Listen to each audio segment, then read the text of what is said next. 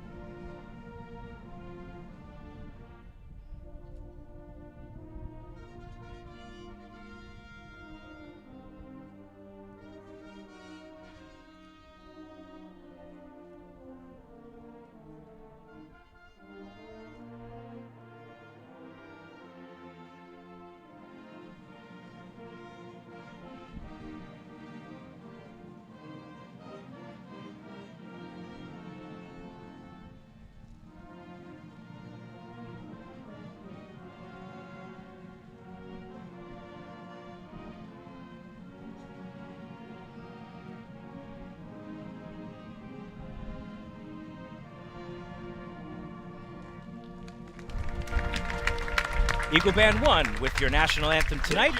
Colors presented by the Naval Junior Reserve Officer Training Corps Unit, Fleming Island High School. Also got a couple of kids in the concession stands tonight. Oh, more on that later. But nonetheless, let's get back to our pregame show here. And Creekside. Whoop, did I lose my mic there? I think I did. Check, check. Okay, there we go. Sorry about that. Clicky, clicky. Nonetheless, Sebastian Broughton was an absolute cannon last week against Creekside, David. Threw for 359 yards, 5 touchdowns. He ran for 90 yards. It was the best passing performance of his senior year, averaging 12.8 a pass. And his favorite target, none other than Trace Burney. He racked up 192 yards, 3 touchdowns. Many of them were chunk plays. Beachside's defense gives up an average of 14 points per game, though, David. If they can replicate the passing game that they had last week and figure out this Barracuda defense, could we be talking about another shootout tonight? Oh, absolutely. You know, the ability to throw the ball on both sides, quarterbacks that have the ability to distribute and run themselves even, that makes your offense a lot more dynamic, and especially for Sebastian Broughton. Last week he played an almost perfect game. If it wasn't for a 4th down call they probably should have gone for, he's probably winning that game by double digits. So it was an exciting game, a high school football game that none of these kids are ever going to forget. It just so happened to not fall their way, but they still played a phenomenal game, both offensively and I would even say defensively. They just lost steam there down the stretch because of attrition. Yeah, absolutely. Well, Fleming Island's defense is also above expectations nationally with 11 sacks on the year, and they're right at the national average in turnovers with 5 interceptions and 5 fumble recoveries. They can be a pain on special teams, too, with 5 blocked field goals. Can you believe that?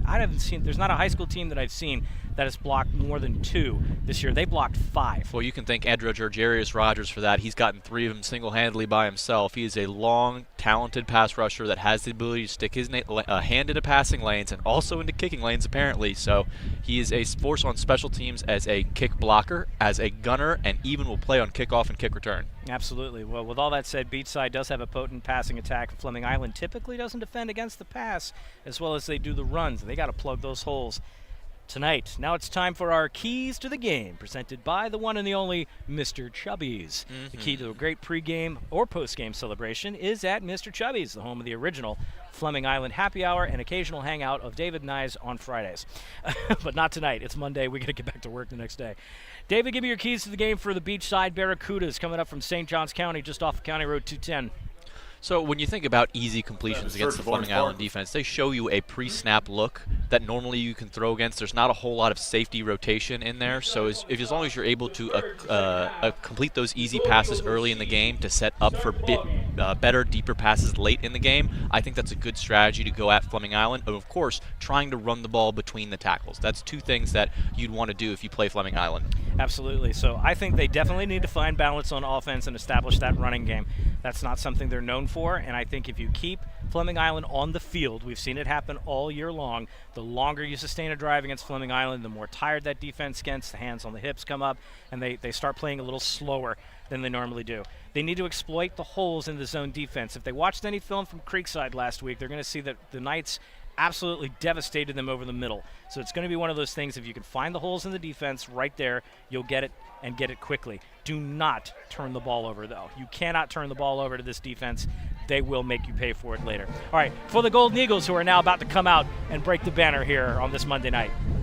So for the Golden Eagles, I would say you need to find a third option in your offense. The first option has been Demir Jackson, the big running back that's always able to produce those long runs up the middle. Second option being Trace Burney. Who is that third guy? Who's the one they can reliably go to if the defense is trying to take away their top 2 threats? Absolutely. So I think the Golden Eagles tonight, they need to keep their passing defense tight. The zones need to be covered, and they need to keep everything in front of them tonight if they want to get this Barracuda team for almost 1,800 yards a season. This passing attack will cause them problems.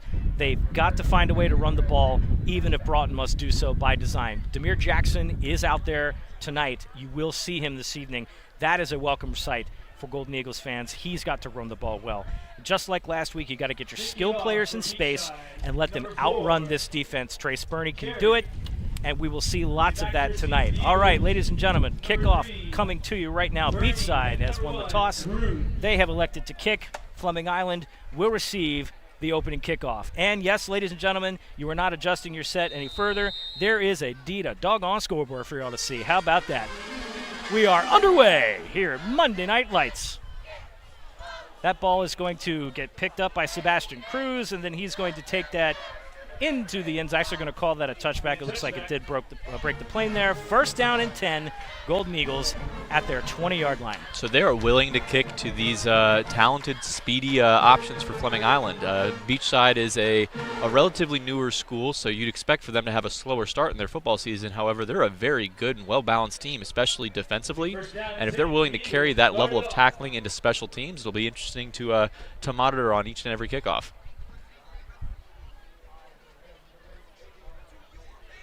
All right, they're going to line up in a 2-by-2 formation here. Sebastian Broughton with Jackson in his backfield. He'll start off in a pistol and motion out to a single set. Broughton would take the shotgun snap, and he'll wait just a minute. Fleming Island all in gold tonight, gold hats, green pants tonight. Look at that homecoming look for the Golden Eagles. They'll slide Eric Gentry across the formation. He'll take a snap, and there's Demir Jackson. There he goes. Across the 30 to the 40, breaks a tackle. He's in midfield to the 45, to the 40, to the 30, down to the 20 before he gets tackled and finally stopped all the way deep into Beachside territory. My goodness gracious, it's good to see him back. Well, if you're the Fleming Island Golden Eagles, it's an excellent way to start out the game. But if I'm on their sideline, I'm definitely talking some smack to Demir Jackson. Hey, you just got ran down. You're going to let that happen again? Jeez. First down and 10 at the 13-yard line. That's the first time that they will be in the red zone today. And I imagine you go right back to the well there. That was a fantastic job by Steven, making sure there's a block there on the left side and run right behind him again. Sebastian Broughton comes out with trips to his right side. That's Stephen Franklin, their left tackle there. It was an excellent block to spring that run. Demir Jackson will line up sidecar. He'll take a snap, take it himself. Broughton comes around the edge. They've got some good blocking out there, and he's going to get forced out of bounds after a couple of yard gain. Well, just off the initial eye test, this Fleming Island Golden Eagle offensive line does look bigger than the Beachside defensive line. However, their linebacking core and tackling is going to be pretty solid in this game. So let's see if they can make some of these close to the line of scrimmage plays and force things to the outside like that. Second down and 1. You got Van Hoff in at tight end. Interesting. Haven't seen that wrinkle yet. Handoff to Jackson. We get a Jackson handoff. They'll come around. They'll swarm him. And it doesn't look like he got much of a gain on that one. It's going to bring up third down. He'll lose a yard. Third down and 2. So last week for the Golden Eagles, there are too many offensive plays from Creekside and definitely wore down the defensive players of that unit. We saw a lot more players likely to play in this game on both sides of the ball just to make sure that there's more depth on both sides and more rotation from offensive players to defensive players.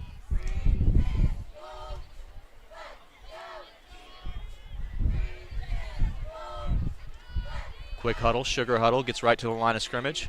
Little wrinkle here. Going to get a short yardage play here. They're going to give it to Demir Jackson, who's going to power his way. And he is going to be stopped after a first down. So I'm incredibly familiar with this offense. This is the veer. This is an under center where the fullback pitches the ball, gets the direct snap, pitches the ball to the running back, turns and blocks the defensive end. So your job is to not only get the snap, it's to block the most dangerous man. So it's a very downhill, very kick, pull kind of offense. First down and goal from the 3-yard line. They'll pitch it out to Jackson again, who runs right smack into a defender. He is likely to get 2 yards on that play, but it will bring up second down and goal. So we call this the inside sweep. You have 3 down blocks and 3 pullers. All right, the first puller kicks out, the second puller follows the first, and the third acts as a fullback right up to the middle linebacker. So 3 down blocks, 3 pulls, and you follow right up the alley. Inside the 1-yard line.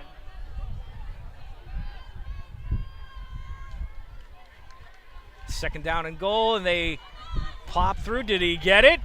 Nope, Jackson is rushed, and he's actually going to lose a couple of yards. A host of Barracuda tacklers, and that is going to bring up 3rd down and goal to go. And they're going to elect to go back to more traditional offense here. I think that Jackson missed the mark a little bit on that hole. He cut it up a little bit too early there. That play is still supposed to go off tackle. 3rd down and goal from the 3. Going to mark him down at the 3-yard line. 3rd and goal.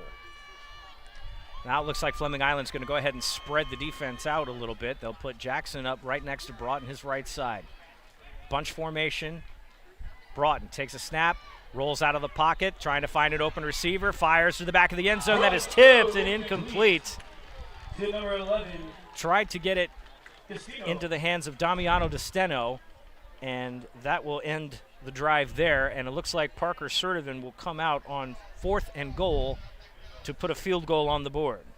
Well, you get 4 plays inside the 5-yard line there. You get a first down on the first one, but then you end up being stymied and stuffled in the last 3. It's tough to make sure that you're coming out on 4th down with your best juice. You want to make sure you come out of this possession with points. So Parker Sertivan to tack on the short field goal. It's his first attempt of the night. Get a snap, hold, kick is up, and that is true. Parker And just Sertivan. a little shout out to the Sertivan tribe. They came up for a little bit of the taste of the town. We haven't had much of the Fleming Island custodial or the Fleming Island concession stand, rather.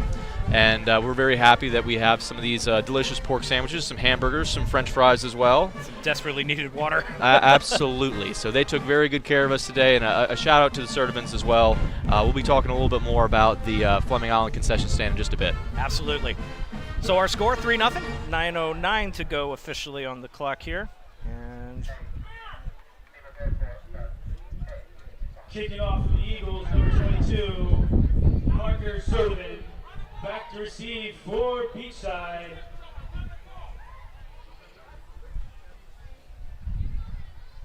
Number 17, Watson. And number 13, Lanza.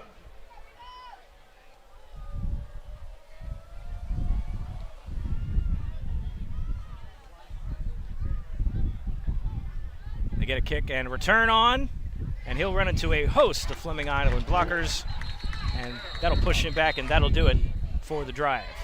Watson with the return. Yeah, number 8 for Beachside absolutely just bullied one of the Fleming Island Golden Eagle kickoff returners. That was a tough ask for what is likely a young player just trying to get some game experience. Having a little bit of trouble with our clock, but we're good to go there.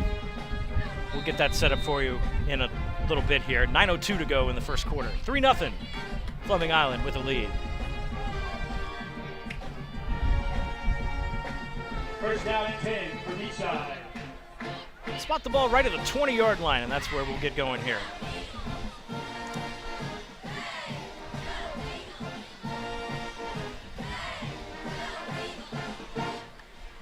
First snap of the game for the Barracudas. Quick throw out that is caught and stopped immediately. Now these jerseys are going to be a little tough to read here with the numbers, but that is number 17, Drew Watson, on the reception. Yeah, a little bit of that neon highlighter green for you. But interesting from Fleming Island, a little post-snap safety rotation. They haven't been really showing that very much, but you know you're coming into a passing offense here, so you might as well show them a new look. Practiced all week. And boy, they got him.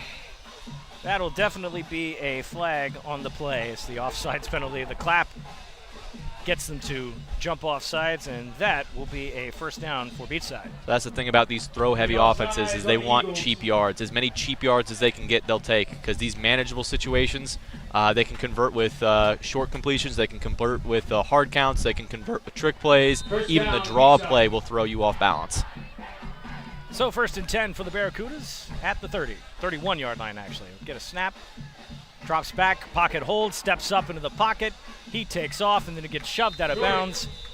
And that is Eddie Jordan, their quarterback, who can run himself. He's actually a pretty mobile quarterback, but he is most known for his ability to throw and throw well, throwing for almost 1,800 yards through 6 games. So A.J. Witt's going to have a pretty tough role in this defense. He needs to be not only the middle of the field defender in the hook zone, but he also has to have eyes on the quarterback. So in that case, he abandons his zone because he has to go chase down the play. He has both responsibilities tonight. 2nd down and 7, ball at the 33-yard line. Jordan will get a snap, throws, that is caught, and nope, not so fast. Brings up 3rd down, in and out of the hands. Watson had fingers on it, and it didn't get hauled in.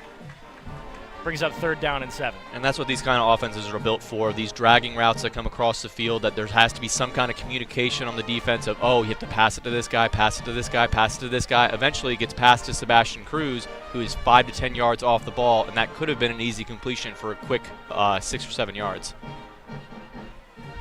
3rd down and 7. Ball still at the 33-yard line, 8:18 to go in this first quarter. He'll get a snap, drops back to pass. Plenty of protection, throws it, that's going to be no! Sebastian Cruz had his hands on the ball and didn't haul it in. That was a surefire interception. That's one you have to have 10 times out of 10, especially when you get to the next level, Sebastian Cruz. They're going to expect you to have that one. You'll get a free pass today because it's 3rd down and long, but now we got a punting situation, and we're on to Cincinnati. Block that one out of your mind. We're on to the next snap, the next play. Got to make sure that you're ready for this one. If they punt the ball your way, not only are you ready to catch this one, you're ready to house this one. Number 4, Owen Carey, back to punt for the Barracudas. Sebastian Cruz and Trace Burney will go back deep for Fleming Island on 4th down. Drive stalls. Beachside will send it to the Golden Eagles. Good snap. Clear house. Nice high punt. Coverage team will couple on that. Sebastian Cruz takes the fair catch, and he will grab that at the 24-yard line. So that's where Fleming Island will take over 1st and 10. Now I'll tell you this, Beachside did their homework. They had 3 guys, 1, 2, 3 on Jarius Rogers coming off that edge. They knew that he's blocked some punts in the past, and they were not going to let that happen first punt of the game. 8:01 to go in this first quarter. Happy you're joining us tonight. Fleming Island's opening drive stalled inside the 5-yard line. They got a field goal out of the drive. Beachside has punted and given to Fleming Island, and we're ready to start the second possession of the game. Fleming Island looked fairly decent. Not Jarius Rogers, Demir Jackson. Good to see him back. And now here they're going to run that 4 wide receiver formation to one side, that quads that they've run. They like to run screen out of this and all sorts of fun things. And where will Trace Burney be tonight is the question. Broughton will get a snap. He flings it out to Burney, who's got some blockers. Burney comes around, gets to the 30, makes a man miss about broken ankle, gets down to the 30-yard line, and that's where he will stop. He'll pick up about 5 yards on the play. Now they're setting up the screen and go with that one. They tried to make sure they had 3 blockers in front of Trace Burney out there on the edge, but they're making it so you can pump the screen and throw a ball behind the defense if possible. So look for that one in the second half. We're going to go back to the quads here. They might even do it here. 2nd down and 5. They're going to go quads again, this time to the opposite side, fling it out, give it to Burney one more time. If it ain't broke, don't fix it. He's got a 1st down and more, crossing the 50-yard line, and he'll get out of bounds, and that is another Golden Eagle 1st down. No questions there, David. Just, it ain't broke, don't fix it. Well, when you come out with a game plan like this, you want to make sure that you're following your script and showing the defense the looks that you want them to see. And as soon as they get back to the sideline, their coaches are going to try to adjust to it. And if they try to adjust it and aren't ready for your next wrinkle, you end up with a big play. 1st down and 10 in plus territory again. Just across the 50, about the 48-yard line. Gentry in motion. Give it to Jackson. Jackson pushes over one of his own offensive linemen. Still on. And then he gets just shy of the 40-yard line. Bring up 2nd down and about 8. Or about 2 there for the 8-yard gain. They're bringing a couple fresh bodies here. Make sure that there's players in rotation.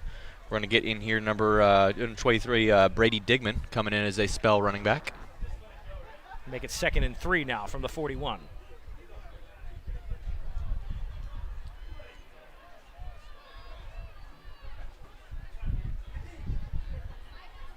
Broughton get a snap, play fake, rolls out to his left. He's got an open receiver that is caught, and Trace Burney gets across the 30-yard line for another Golden Eagle first down. Is a high degree of difficulty catch right there by Trace Burney. Not only does he have to flip his hips, but he has to go to the ground as he's doing so. Snags that one off the turf. First down, Golden Eagles.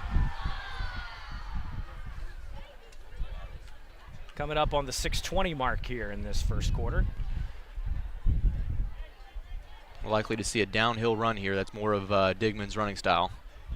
They'll bring him up sidecar alongside Broughton. 4 wide receivers. Pachata, Gentry on the near side, Burney, and DeSteno on the far side. Broughton drops back, looking over the middle. That is over the head of Eric Gentry. Incomplete. Had him on a beeline to the end zone, and that's incomplete. Now, I don't want to give away the Fleming Island Golden Eagle signals, but they might have thrown up the good old touchdown sign, which I think is going to be their 4 verts sign. So they run 4 verticals, and 4 verts versus 3 high safety look or 3 deep look. You can really work those seams. So he looks over to one receiver in the seam and then flips quickly over to the other. Throws a catchable ball. Could have been a walk-in touchdown there. Great call against that defense. So they'll have the mandatory water break now for state of Florida. We'll stay here with them there. Coming up on the 5:55 mark here in this first quarter. Happy you're with us tonight on Florida Store. I almost said it again. Doggone it, David. I've been doing so good about that, and then I forgot where we were again on Sunshine State Broadcasting. Very proud to be a member of the Sunshine State Broadcasting crew. This has been a great couple of weeks, making sure we're calling the 2024 season up to par. Fleming Island, Orange Park have been great hosts for us, and we appreciate them giving us the access and letting us highlight these players and how good they are, and making sure we get a couple quality games in here. There's been a lot of good games this year, BP. This district has been as competitive as we thought it would be. I am very surprised at what we've been getting in terms of the quality of play. Of course, Fleming Island, they're winning games in the district now, and they're absolutely thrilled because they've been on a dry spell the past couple of seasons. So to be 2-0 in the district right now and have a shot at a district title is huge for them. 2nd down and 10 from the 29. Broughton fakes. What a move. Spins. And another first down, it looks like, for the Golden Eagles. That is crazy good. Fleming Island first down. Sebastian Broughton is out of his mind. So Beachside was trying to be a little tricky there, and they started off with a 1-high look and then motioned a player out of the box. Then all of a sudden Sebastian Broughton sees this and decides he wants to run with the ball, makes one guy miss, and all of a sudden you have a 2-man advantage coming up the field. If it wasn't for one block missed, it's probably a touchdown. Get a snap to give Digman, who's got a big hole to run through. And he gets stopped after a short gain. And that's what you need out of Brady Digman, is a reliable ball carrier to get those inside runs, take a couple blows off Sebastian Broughton, and set up for the next down with good field position. Nicely done. The sun beating down perfectly into the eyes of the Golden Eagles here. It's kind of hard for them to see the signals. 2nd down and 6.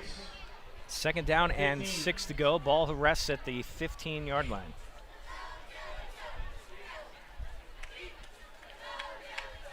Bring up Gentry across the formation. Broughton takes a snap, rolls out to its left. Got pressure behind him, sees a man. That is caught, and it's going to be first down and goal for the Golden Eagles yet again. Damiano DeSteno. Yeah, I think he got away with that catch a little bit there. He was still bobbling that sucker as he was going to the ground, and the ball ends up a couple yards away from him. The receivers are getting the benefit of the doubt on that call. The Golden Eagles will take it. They'll go into that goal line set again. In comes Nate Van Hoff and then Cohen as well. So there's 2 linebackers playing tight ends for the Fleming Island Golden Eagles now. 1st and goal. This is their 2nd trip to the red zone. Give it to Jackson. Jackson runs into pressure, and the Barracudas are all over it. Good defense by Beachside. The big man is a load to take down, and they are tackling him the right way, David. My goodness. Well, they had run a similar look earlier in the first quarter and had run that outside zone play, and they were looking for these linebackers to make blocks on perimeter players. Not happening. So the linebackers did make their blocks, but they are so keyed in on that outside zone that more and more bodies flew to the football. Second down and goal after a loss on the play. It doesn't help that they're pointing at their blocks, so making it quite obvious that that's who I'm supposed to block. Broughton with a play fake, trying to find a receiver. He's going to air this one out, and this one's going to be incomplete. Yeah, that's that jump that you have to make from middle school football to high school football, is you don't point at who you're about to block. Yeah, it's really making it obvious at that point that, hey, this is my man, this is what I'm doing, head on a hat. But he plays defense. He plays defense. Got to cut him some slack here. Absolutely. Third down and goal. Oliver Pachata was the nearest Golden Eagle to that, unless he was about 20 feet tall and could jump that high to boot. He wasn't going to catch that one. Third down and goal, sitting at the 7-yard line.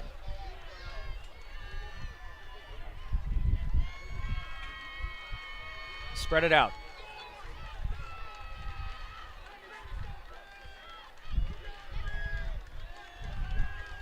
Broughton getting a play in, makes an adjustment. Some Beachside fans making some noise here, getting some. Broughton will get up, take it himself, and he is going to score the touchdown. Fleming Island with a worldwide automotive touchdown. Sebastian Broughton found a way to run, and that is what he needed to do. Touchdown, Fleming Island. Effective, slippery as always. I think he had probably two defenders that had an opportunity to pull him down a little short of the line to gain, but he kept his legs driving and finds his way into the end zone.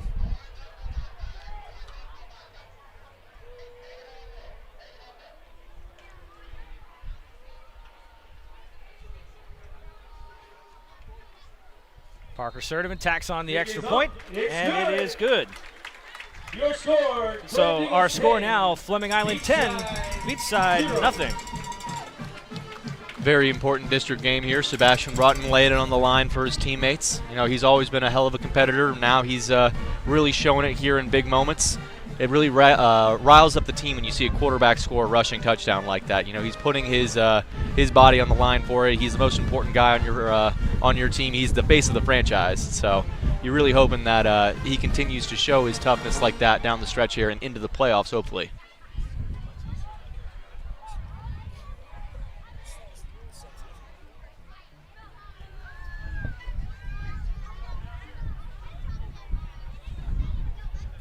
Need a kick for the Eagles.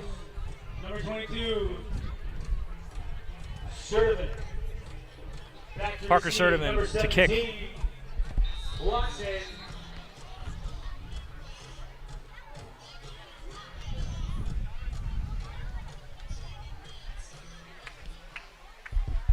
Excellent kick. Looks like it's going to be a touchback here. Parker Sertiman's been fantastic so far this year, converting kickoffs into touchback.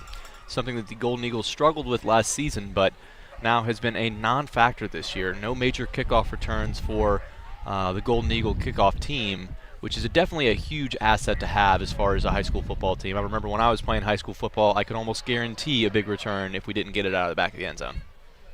Yeah, that's definitely a weapon that you got to have. So first down and 10 for Beachside at the 20-yard line.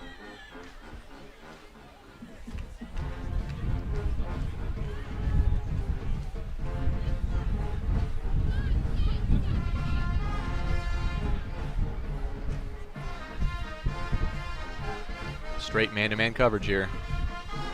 Oh, tried to draw him off sides, didn't get it. Almost.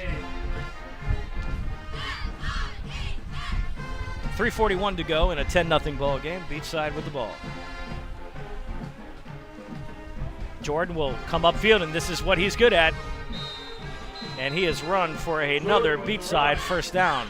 It's such a tough assignment for A.J. Witt there. He has both the quarterback and the hook zone. So if the quarterback is looking to the wide side of the field, you have to cover the hook zone of the wide side of the field. And meanwhile, he'll cover the ball and run to the left side of the field, and there's nobody there. So it's really tough to be able to play both assignments there, but he has to do it if they want to play two high safety looks.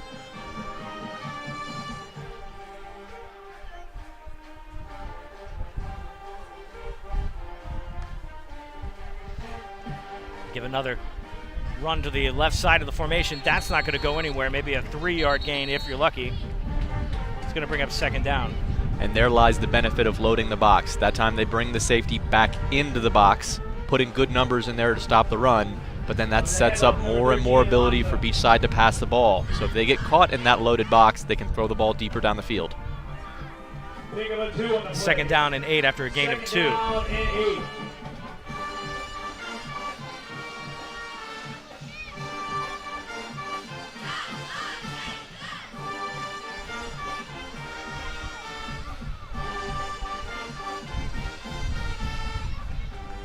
Get a snap, drops back to pass. Jordan tries to avoid pressure, scampers, and he's going to get sacked. Taken down in the backfield. Now, for a team that throws the ball that much, it's pretty easy to get this quarterback to get his eyes back down to the ground. So, you know, once you get a little bit of pressure on him, he's going to look for a lane to scramble. All it takes is one edge rusher to pursue around the arc, and all of a sudden this quarterback's going to go into scramble mode. Coming up on the 2-minute mark here on 3rd down and long. 3rd down and 12, they're going to call it.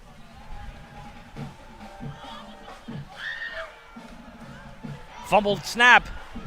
Jordan picks it up, slings it out there. That's up for grabs to Corey Allen. Might have had a chance at it, and that's going to be incomplete. If I'm Fleming, I'm having an attack here. I'm definitely saying this has to be intentional grounding. He's not outside the tackle box. He's not outside the tackle box. The ball barely gets to the line of scrimmage. That's on 2 different accounts. Intentional grounding. Nonetheless, the referees say play on, so they'll punt. 4th down and 12. Ball sitting at the 29-yard line. So Kerry Owen will come back out to punt yet again.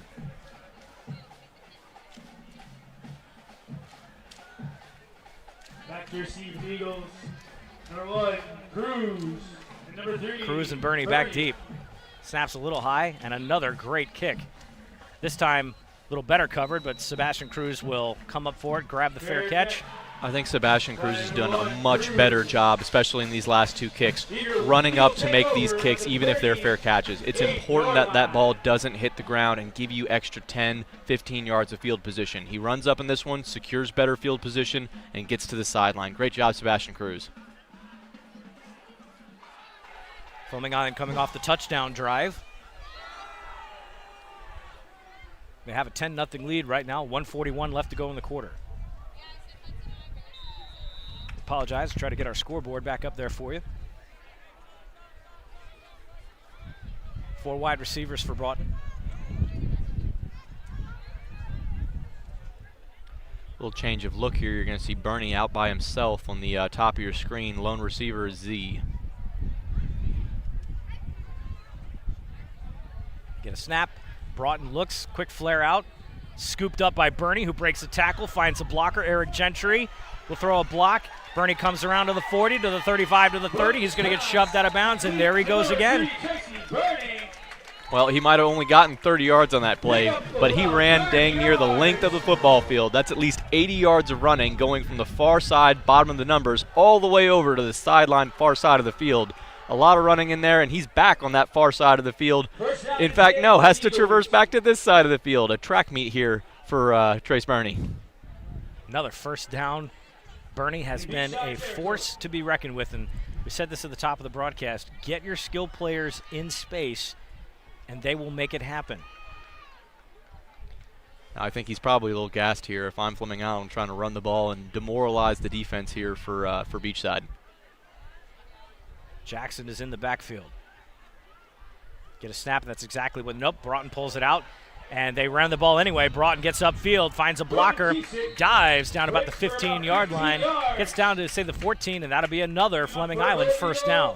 So that's the second time we've seen Sebastian Broughton stumble in the open field here. He's got a new wrap on his left leg there, and I wonder if that's really bothering him. Nonetheless, it moves the sticks, gets it inside the red zone again. This is their 3rd trip inside the 20-yard line today. 3rd trip this quarter. Yeah, different look this week, having Trace Bernie out perimeter instead of in the slot. Low snap, Broughton scoops it up, finds a receiver over the middle. There's Bernie once again. He'll get dragged down by the back of his jersey, and that'll be another first down and goal for the Golden Eagles. Bernie all over the place on this drive. And yeah, you're right, David. They moved him out of the slot into that perimeter receiver. That's something that Creekside keyed on last week. Doubled him up in the slot, kind of didn't give him that perimeter to run through, and that left Pachata and Gentry open instead. So I bet Beachside planned for that all week, and all of a sudden you see him in a different spot. Yep, so Good film study. He'll get a snap. Broughton gives it to Jackson. The bowling ball runs up the middle. Easy touchdown. Another worldwide automotive touchdown for Demir Jackson. Well, it's the physicality up front. You've been throwing the ball and spreading it out to the perimeter, and it's all these shots vertically, all these shots horizontally, rather, that stretch out that defense, and then that in between the tackles run really pops for that score. There's a Beachside player down here.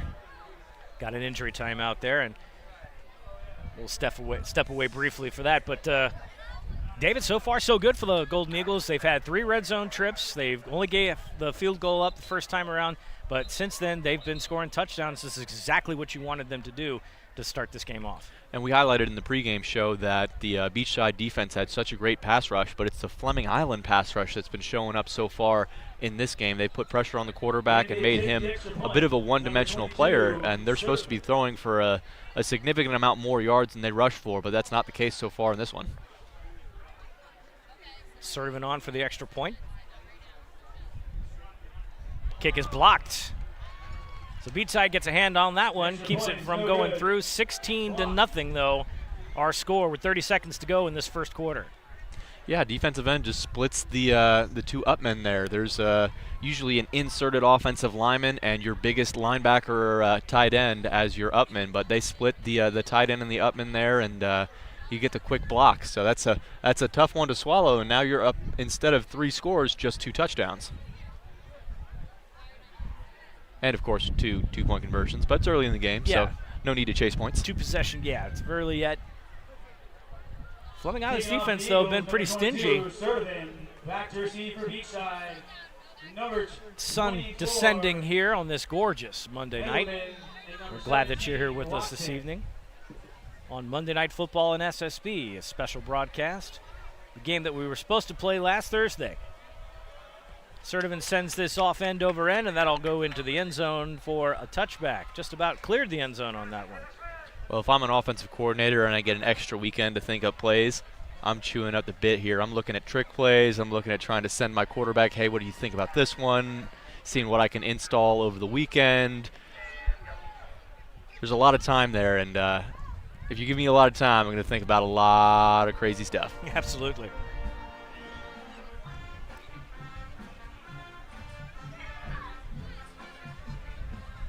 Beachside trots out again. Jordan at quarterback. Held pretty much at bay so far. Has had to do more running than he's done passing. Oh, they're coming out in a bunch look here. They might shift out of it, but this is where you usually see crossing routes.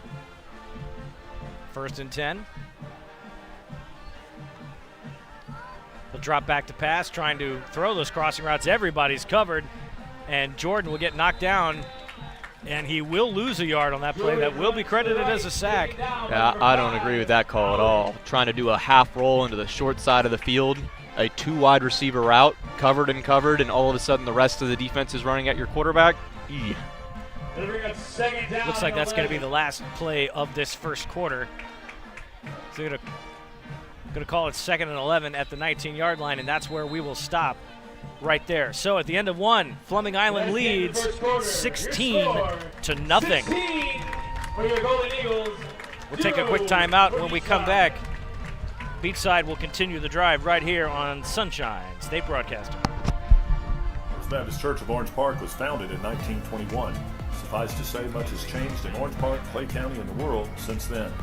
Though much has changed in the world, our mission remains the same.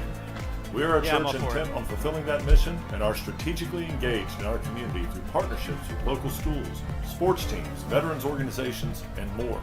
Okay. We are a family equipping church. We invite you to check us out at firstfam.org or join us in person at 1140 Kingsley Avenue, Orange Park, Florida.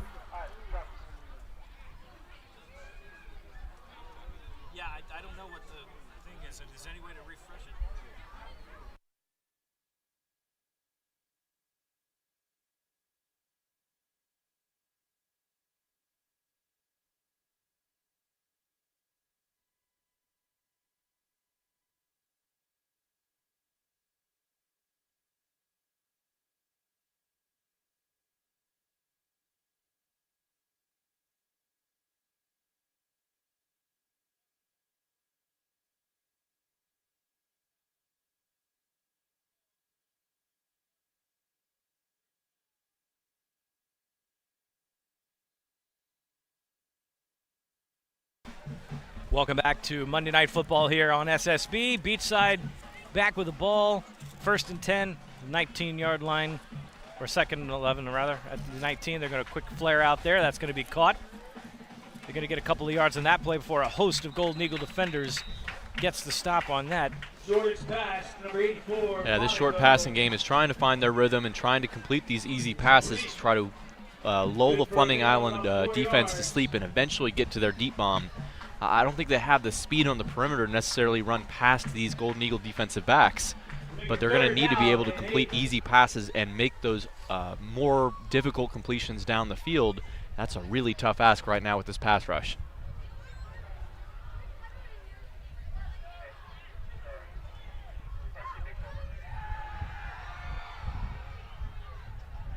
They're down in 8. Drops back, fires over the middle. That is caught.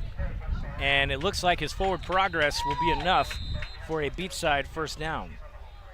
So we've seen Sebastian Broughton, or sorry, my apologies, Sebastian Cruz be matched up with one particular slot receiver as he motions back and forth here to be number 17. His assignment here has been to lock him down in the short area, but all that quickness has just been so hard to contain. 1st and 10 to the 32-yard line. We call it MEG, man everywhere he goes.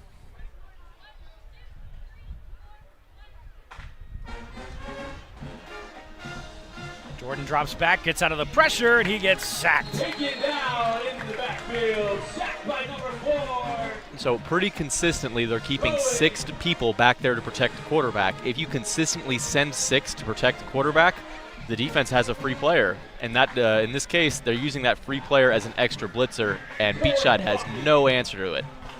Cohen Chiaffi with the takedown. The Moose is loose once again with another sack. 2nd down and 10. Fleming Island sack-happy defense 2nd down and 13. doing what they do best yet again.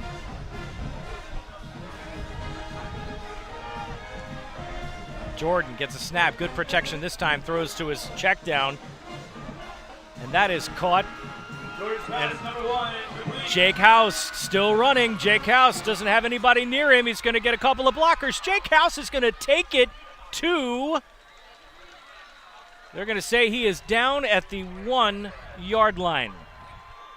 And my goodness, that was crazy. I wouldn't even necessarily call that open field speed. It's just maneuverability around there to defeat the angles of the Golden Eagles, force defenders to not only change direction, but flip their hips and run the opposite direction. So over there, he was a tactician of running the football there, and they're going to do a whole line change here for the Fleming Island Golden Eagle defense. You're going to get some offensive linemen coming in to play defensive line. You get Demir Jackson coming in to play defensive end, and you get the biggest bodies you can get on the field in this goal line package. 69-yard run, all the way down to the 1-yard line. Yeah, they took the extra time from Thursday to Monday to be able to install a goal line defense. So nicely done by the Golden Eagle coaching staff.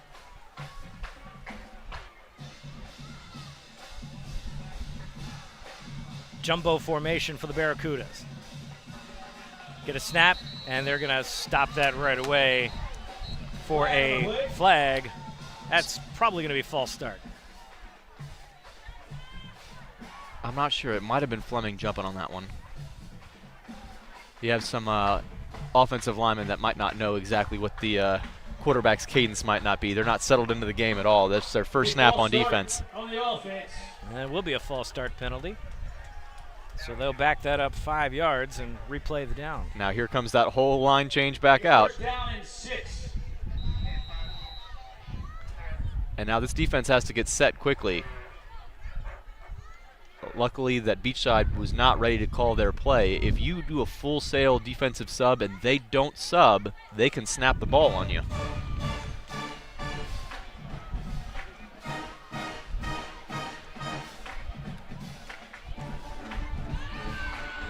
Jordan's pass complete. And he does get it into the end zone for a touchdown, Beachside.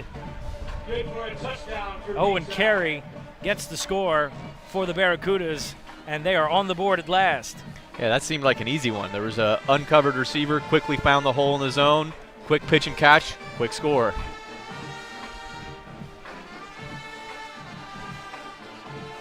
And just like Fleming Island, the quarterback will be back there to hold for this extra point. Number 4, Carey. Carey will come on for this extra point. Also kicking, that's interesting. Bouncing ball snap, kick is up, and it is good. Our new score with 8:50 to go in the first half. 8:50 to go, 16-7. Fleming Island leading over Beachside. 50 seconds left in the half. Your score, Golden Eagles 16, Beachside 7.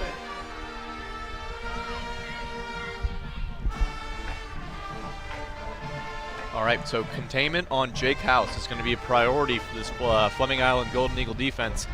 Right now, they were sending that inside linebacker as an extra blitzer, expecting House to be in pass protection. House leaks out of the backfield and creates a big play. I don't think they're going to do the same thing on the next drive. Taking off for Beachside, number 4, Carey. Back to receive for the Golden Always a Eagles. chess game, right, BP? Absolutely. All right, back deep will be Bernie and Sebastian Cruz. We'll have a couple up back men in Demir Jackson and in Brady Digman.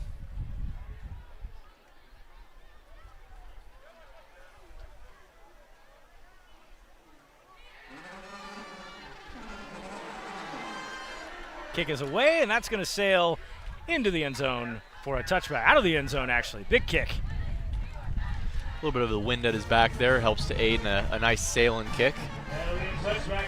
Saves the legs of what is a smaller team than usually you see in this big of a district. You know, both of these teams are carrying JV units that might also play as well. So, you know, you want to make sure you're giving your younger kids opportunities to play at the JV level, but sometimes that leaves you shorthanded at the varsity level.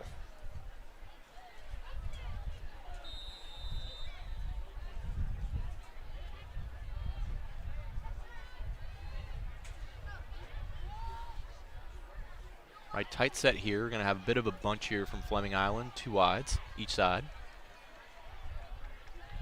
Going to do that pop pass around the corner to Trace Burney, who will lose yardage on the play. And on number 3. Now, Beachside has an impressive corner with a lot of length. That's going to be number 7, Zach Duncan. Zach Duncan is significantly bigger than the perimeter receivers for the Fleming Island Golden Eagle team, and he's been making plays on the perimeter as a run support player as well as a pass defender. So, tough game so far from number 7, and he's wearing it on that jersey. I think his pants have already turned from white to gray.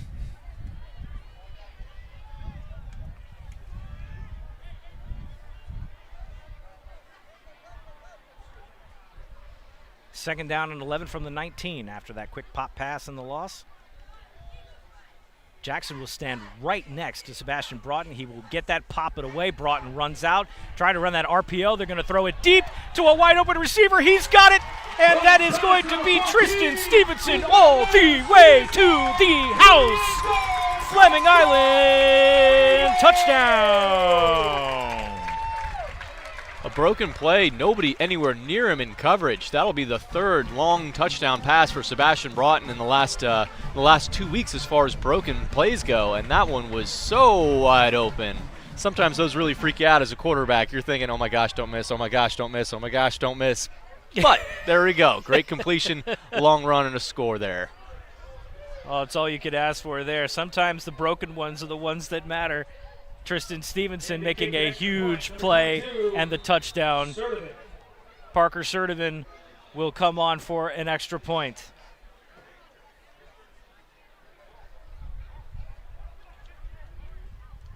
Good snap, good hold. That one's not blocked. Kick is up and good.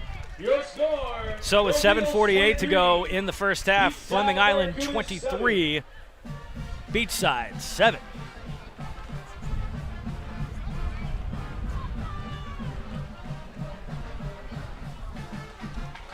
Trot right back out and do it again. Chunk plays have been the difference for Fleming Island in the past couple of drives. It's made all the difference in the world.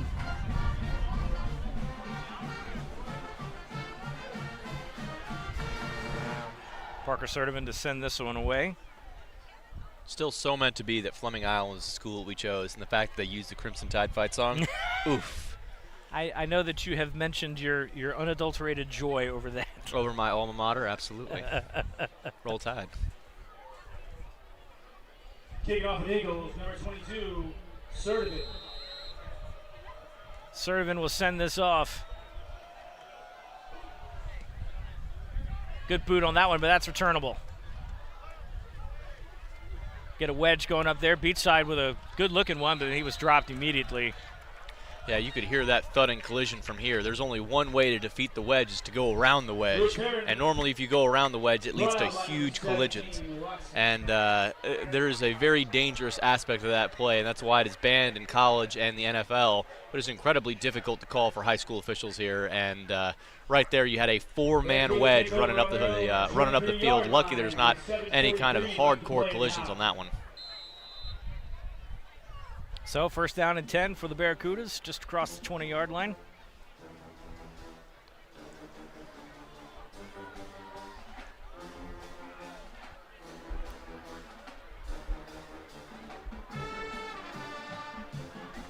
Jordan will move a man across the formation, get a snap, and he will get a couple of yards on that run. That's another schematic error from Beachside. The receiver that they're putting in motion has a man traveling with him. So if you insert him as a blocker, you're just putting another man in the box. So all that did was put a more difficult look defensively for you to run against. That was just a schematic error. Second down. Play fake, pressure. Almost a really good one-handed catch. That would have been one for the huddle highlight reel. Absolutely. Brennan Monaco was the intended receiver on the play. Just about grabbed that one in. And it'll bring up third down at about 7. I imagine Monaco has a pretty decent pair of hands. I said that there was a quarterback holding the punt or holding the extra point. It was actually Monaco is the guy holding extra points. So you could most likely argue he has the most reliable pair of hands on this team.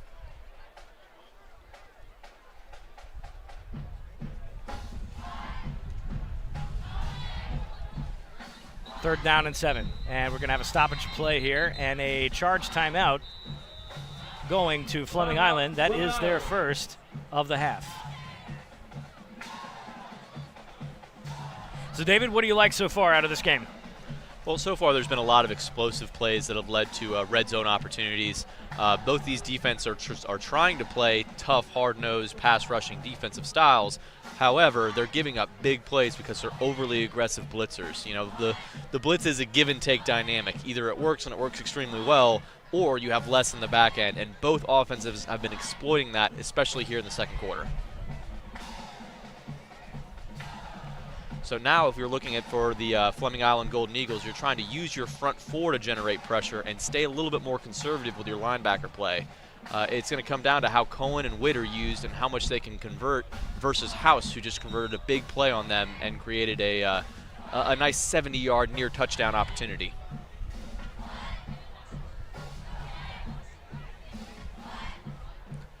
So Beachside is still going to come out in that 4 wide receiver look and expect a lot of motion here. And we have number 1, Sebastian Cruz, matched up on number 17. That'll be Drew Watson. Yep. On third down and 7. We get a snap, drops back, Jordan looking, covered downfield, is going to try to take it himself, and he will get dropped just shy of the first down marker. That is going to bring up fourth down and very short. And Jordan will get up nice and slow after that hit. He was trying to go for the slide, but ended up getting crunched by Cohen. And it looks like we're going to get a stoppage of play here. We might get a measurement. And I think we are. Not something you see very often, far side of the field measurements. Ordinarily, those are pretty easy to eyeball. So initially, it looks like it's fourth down in inches.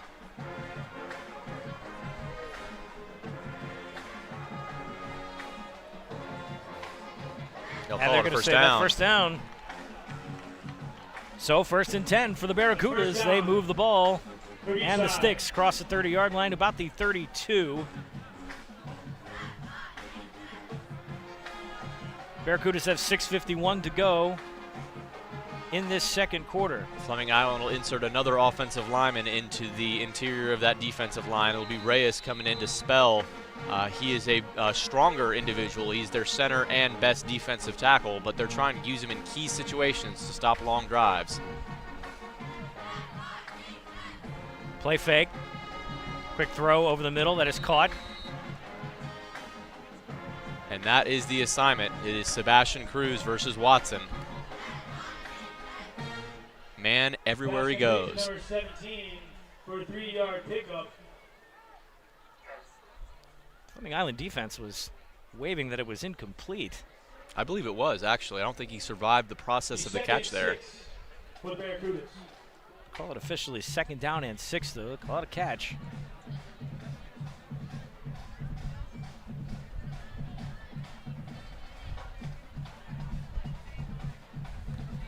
Get a snap.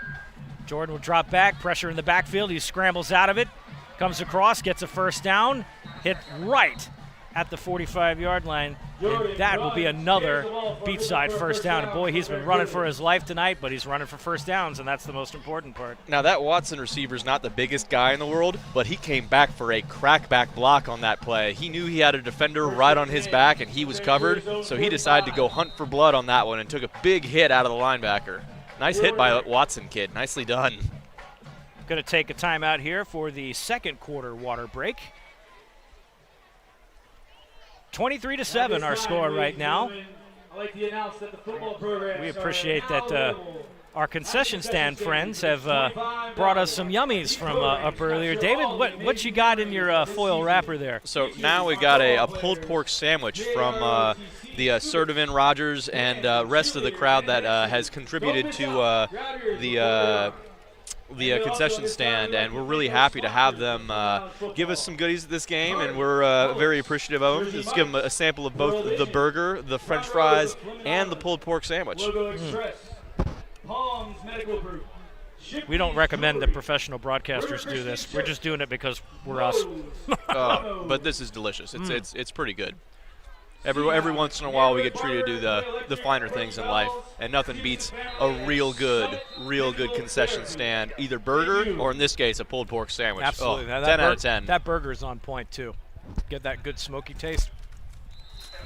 And doggone it, we're going to get a flag straight out the gate here. Penalty flag will get the neutral zone infraction. That's always a tough get. Flags coming right out of breaks. Really, really tough. As you're going to see a third offensive lineman come in. This is going to be number 71, Stephen Franklin, coming in to play defensive tackle. Quick flare out. That's caught. Number 13, Marco Lanza. He'll get about 5 yards on the play. So the key with rotating in players on both ways is only putting them in the most important situations. It's only making sure that they're there to contribute at full 100%, get them on the field and off the field. As soon as they get to be tired, you need to keep those bodies flowing. 2nd down and 4 now.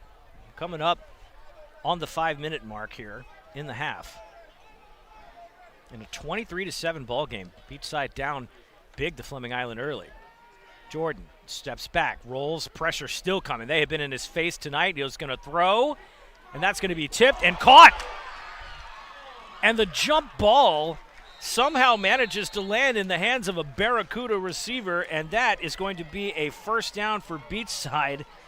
And I don't know, David's shaking his head right now. It's, oh my goodness, how did that happen? I thought it was going to be an interception. I thought it was going to be a sack even before that. So that was an incredible play by the quarterback to evade, and just a lucky bounce for Beachside, making sure it got into the hands of the wide receiver. We're going to see Bernie into the game as well, another offensive player subbing in on defense, putting fresh bodies out there.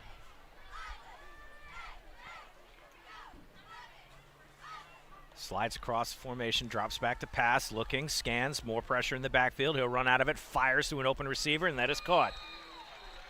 And again, moving that offense down the field, and this is what Beachside is capable of doing. Eddie Jordan just marshaling the offense down, taking advantage of the lucky break. They're getting a little creative with what they're doing with number 17 versus Sebastian Cruz here. Watson was used as a blocker on that play, making Sebastian Cruz, therefore, just standing there guarding grass. ball at the 18-yard line of Fleming Island. He'll get a snap. Jordan gives it up the middle. That's going to be right into the teeth of that Fleming Island defense after a nominal game. Finding creative ways to create good matchups for yourself. If you're able to run a pick play and get Sebastian Cruz off of 17, you'll have an opportunity deeper down the field.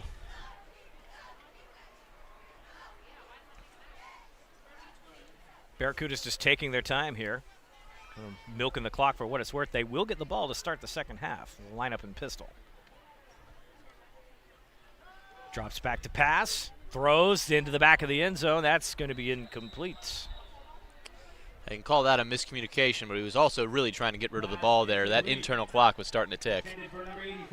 Again, they've done a really good job pressuring Jordan tonight, has Fleming Island, but he has made them pay with his legs. And a couple of lucky break chunk plays, too, have made the difference. 3rd down and 8, ball at 16. Really do want to see what they do with Watson in motion here. He's been pretty crafty for them so far in this one, and Sebastian's going to be trying to be manned up on him still.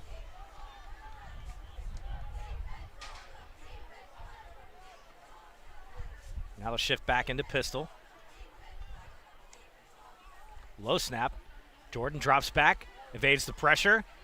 Going to get dropped down after a couple of more yards. It's going to bring up 4th down. And it looks like Beachside is going to bring on the kicking unit, try to add 3 to this. Not to say I called that, but there was a one-look route right there. It was a corner route to Watson, and they were just going to see if it was open. If not, tuck it and run. So I hate to repeat the same drum over and over again, but it seems like Fleming Island's put their best player on the lead game plan guy for the Beachside Barracudas. Should be about a 38-yard kick.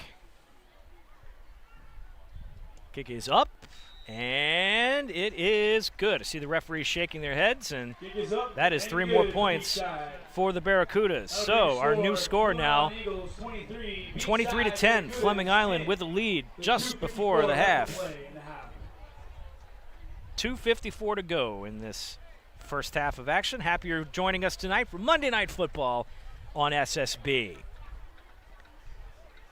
Appreciate everybody coming out tonight. It's a fairly decent crowd for a Monday night game, David. You know, these schedule changes have everybody in a bit of a confused tizzy, but we're back at it right now, and we get to double up this week. We'll have a game tonight, and then we'll turn around and do the same thing at the end of the week, and staying in a very competitive district. Well, I'll tell you what, there's not one single parent, one single fan here that wants to see a 4-overtime game. No. It's a Monday night. We got school tomorrow. Yeah, most people, not everybody, most people had a holiday today. So we want to get this game in regulation tonight.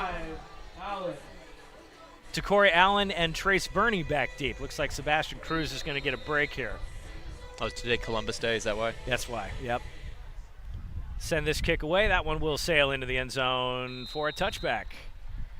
So Fleming Island will have 2:54 and 2 timeouts to work with here.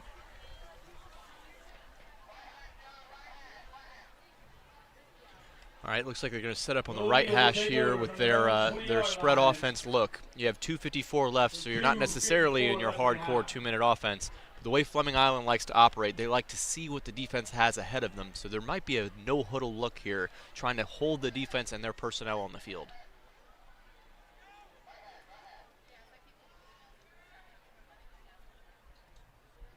Sebastian Broughton has done extremely well tonight, avoiding the pressure. Both quarterbacks have, actually.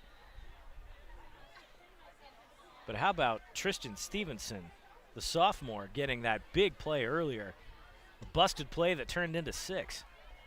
Broughton will drop back. Throws, caught. That is going to be a loss on the play, actually. It was given to Oliver Pachata, and he did not run into anything but a bunch of Barracudas at that point, and that's not a waterway you want to be in right now. It's going to bring up 2nd down and long. It's another big play by House, their running back slash safety slash linebacker slash kick returner, a do-it-all player for the Barracudas. So definitely a guy to watch out for here, and somebody who's going to be eyeing Sebastian Broughton and making a beeline to wherever his first initial read will be. Broughton takes a snap. They're going to hold it. They give to Jackson this time. Jackson's going to drag a Beachside defender with him, and then help comes through. He'll pick up some more yards, get to about the 26-yard line. for third down and definitely manageable. Well, if you're Fleming Island, you should burn every second of clock you can here.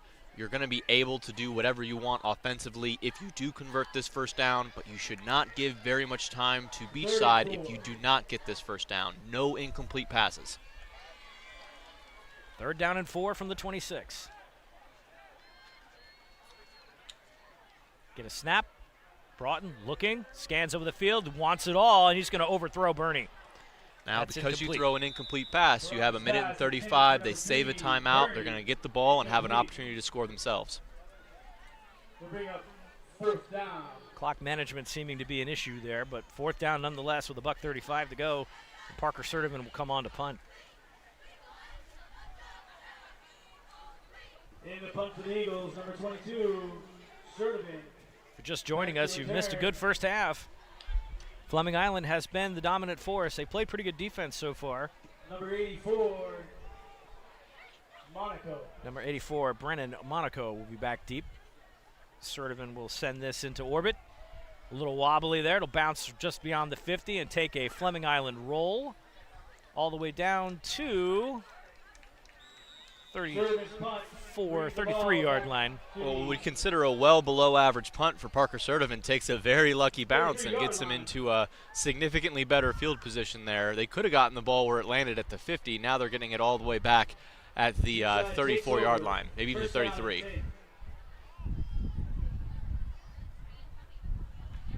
So Beachside will have $1:24 here on the clock and 3 timeouts to work with.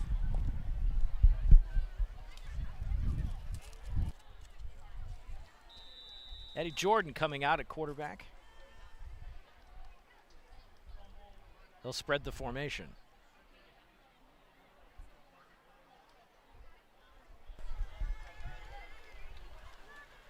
Everybody on Beachside's offense has those wristbands now that they're checking plays with, so.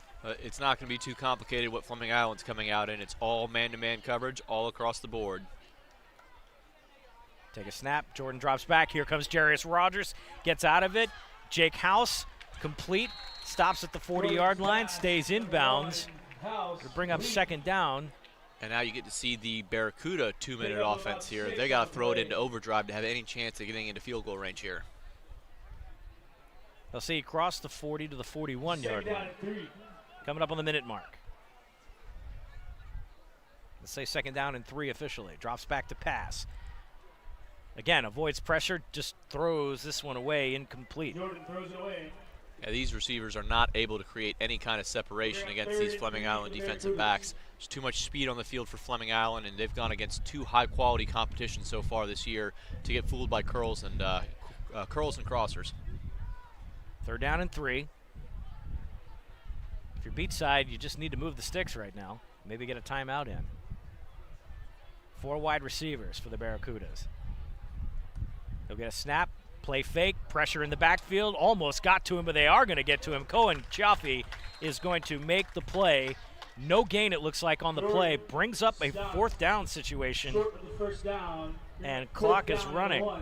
So again, they run the play where Watson becomes a blocker for them on a run play, putting Sebastian Cruz back into the box, loading the box. So you're asking for them to have a favorable run defensive look when you run that play. And Fleming Island is going to take a timeout here and not Beachside. That's interesting that they're going to try to stop the clock here and maybe get a quick field goal out of this. Clock stops with 23 seconds to go. Fleming Island will have 1 timeout remaining. Well, I just saw half the Fleming Island players hold up the same sign, which I imagine means heavy block punt. So they could be going after this, you think? Absolutely. Might not be a bad idea.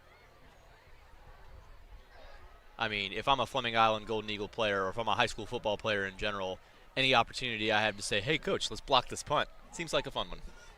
So they're going to say that he's got 4th and 1 at the 42-yard line, but they're going to go ahead and punt. Now, if you were to go all-out block, you wouldn't have 2 returners back there. You'd probably only have 1, so it looks like they might not go quite as aggressive. 4th down for the Barracudas. Back to receive. I think also might be mindful of the fake here. Bernie. And number 1, Cruz. Sebastian Cruz back on the punt return. They do punt it away. Almost got a hand on that one. Cruz is just going to let this one bounce, and it is going to roll inside the 10-yard line. They will stop it there with 12 seconds to go in the half. Well, playing a little conservative brand of football there, trying to be safe with the football, but almost getting the punt from Jarius Rogers blocked. That's not a good sign.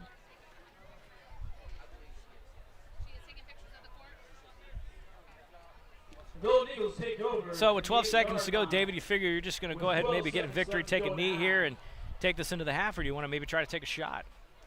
Well, if you're Fleming Island, you're probably just running Demir Jackson and seeing if he can break one. If he does, maybe you try to do something, but most likely you're just going to take this one in the half. Well, they've got Bernie in the end zone there, so it looks like they're just going to go ahead and take a knee here and call this a half. And that's exactly what they do. So after a pretty good first half of play here, the Golden Eagles are going to take a 23-10 lead into the half. Yeah, a lot of juice on this Fleming Island sideline. They're pretty pumped to have a lead going into this halftime of district play. You know, there's a lot of stuff that goes on with making sure that you've prepared throughout the week when a week expands like this, and you take that time to make sure your defense is tightened up, your rotations are tightened up, your substitution package are correct, and what you got out of Golden Eagles offense was a jumbo set, and out of the Golden Eagles defense was a goal line package. So the fact that they prepared for those situations, A+ job by the coaching staff. So far, so good. 23-10, our halftime score. We're going to take a commercial break, and we'll come back. We'll have our halftime festivities. You are watching Monday Night Football on Sunshine State Broadcasting. We'll be back after this.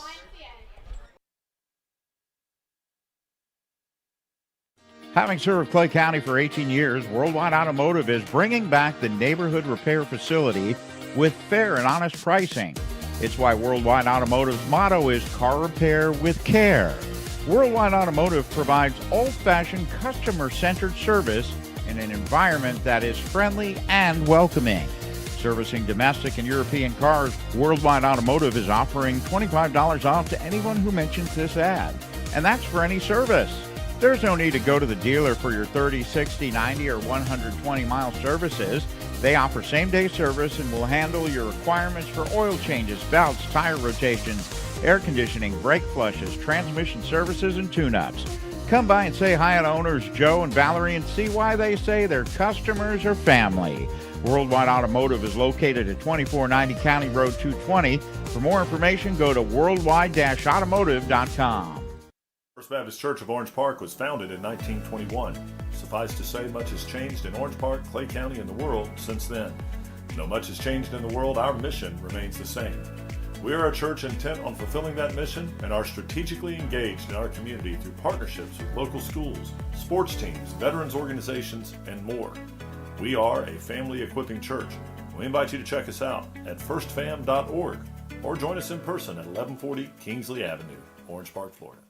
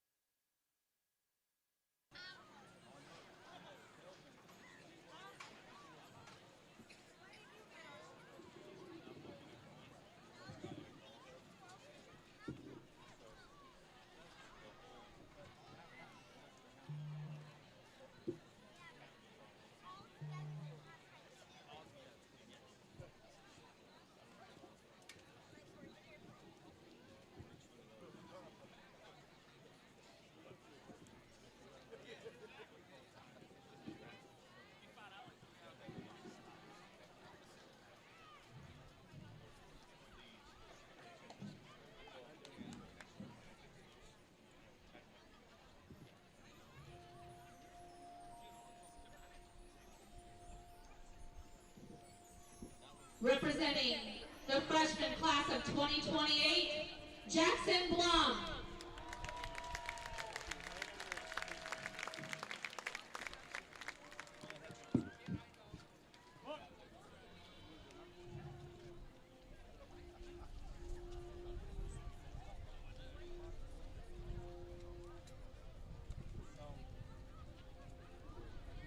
Also representing the freshman class of 2028, Layleen LaReach, escorted by her cousin, Terrence Pierre Phillip.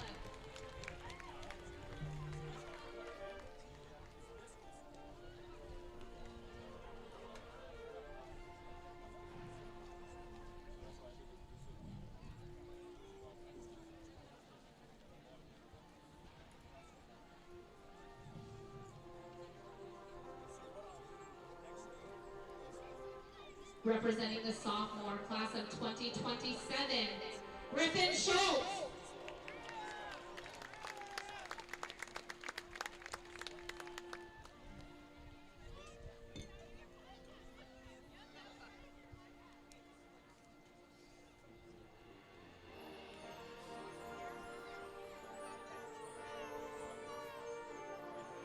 Also representing the sophomore class of 2027, Aubrey Cletus, escorted by her dad, Brian Cletus.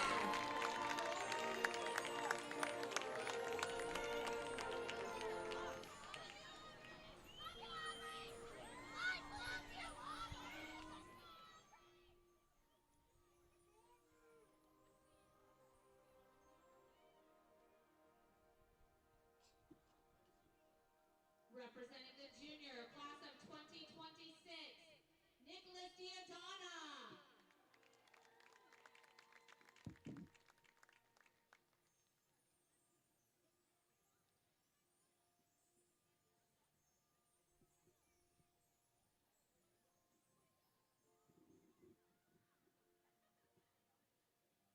Also representing the junior class of 2026, Alana Santiago, escorted by her dad, Osvaldo Santiago.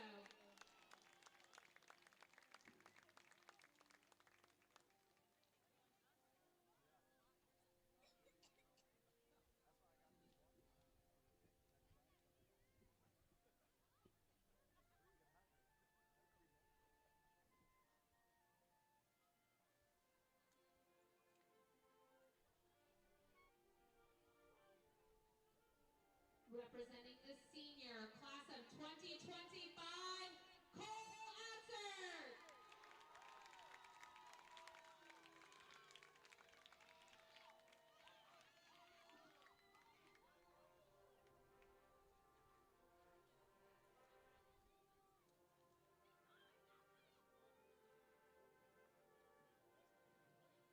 Representing the senior class of 2025, Maria Herman, escorted by her brother, Andrew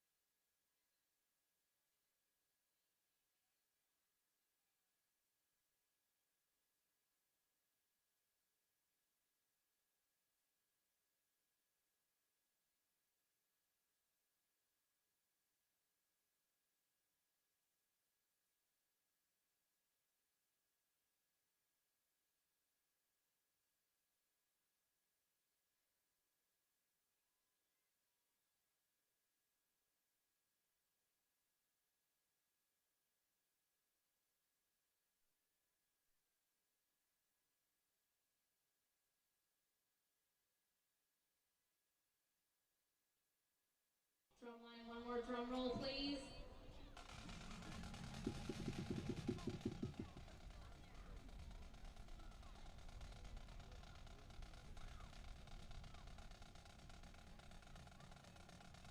Every king needs a queen. Senior, class of 2025, homecoming queen, Emily Tom.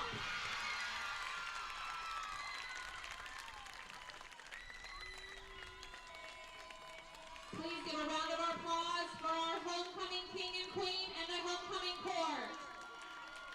Court, if you guys would all scoot together on the 50-yard line so we can take a picture of all of you.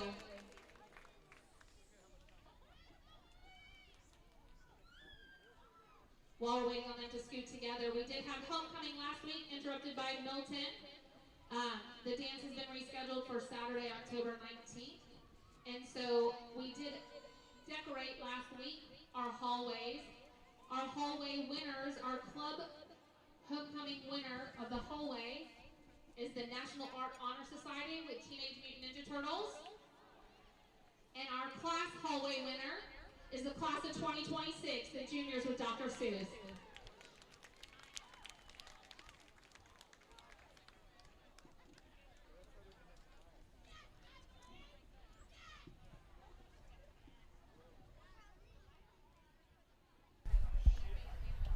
Homecoming action here, Fleming Island High School. We're at halftime right now. The Golden Eagles are leading 23-10 over Beachside. We got a score update from the district, and chaos will ensue. Middleburg and Ponte Vedra right now in a district game, also pivotal to the standings right now. The Sharks are leading Middleburg 37-14 right now. Middleburg's undefeated season going in doubt right now. That game is currently reported in the second quarter. David, how huge is that going to be for Fleming Island if they can finish this game tonight? Well, that'll make them the outright leaders in the district, as well as being just an extra half game ahead as well. So making sure that you have the advantage in the district is always the most important thing towards your playoff seeding.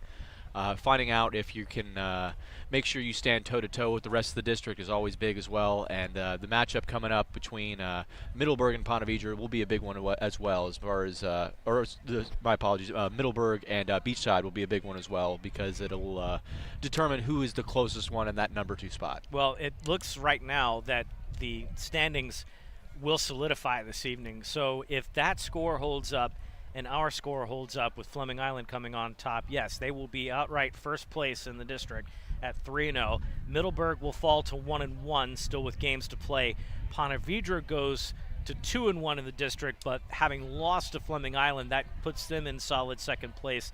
They need Middleburg to win against Fleming Island if they want some help in the standings, and then Middleburg has to turn around and try to see if they can win out to stay somewhere in the mix. So still a very hotly contested race here in 5A District 3. But if you're a Golden Eagle fan right now, you're wanting to win this game tonight, sit on the top of the standings and watch everything else crumble around you at this point.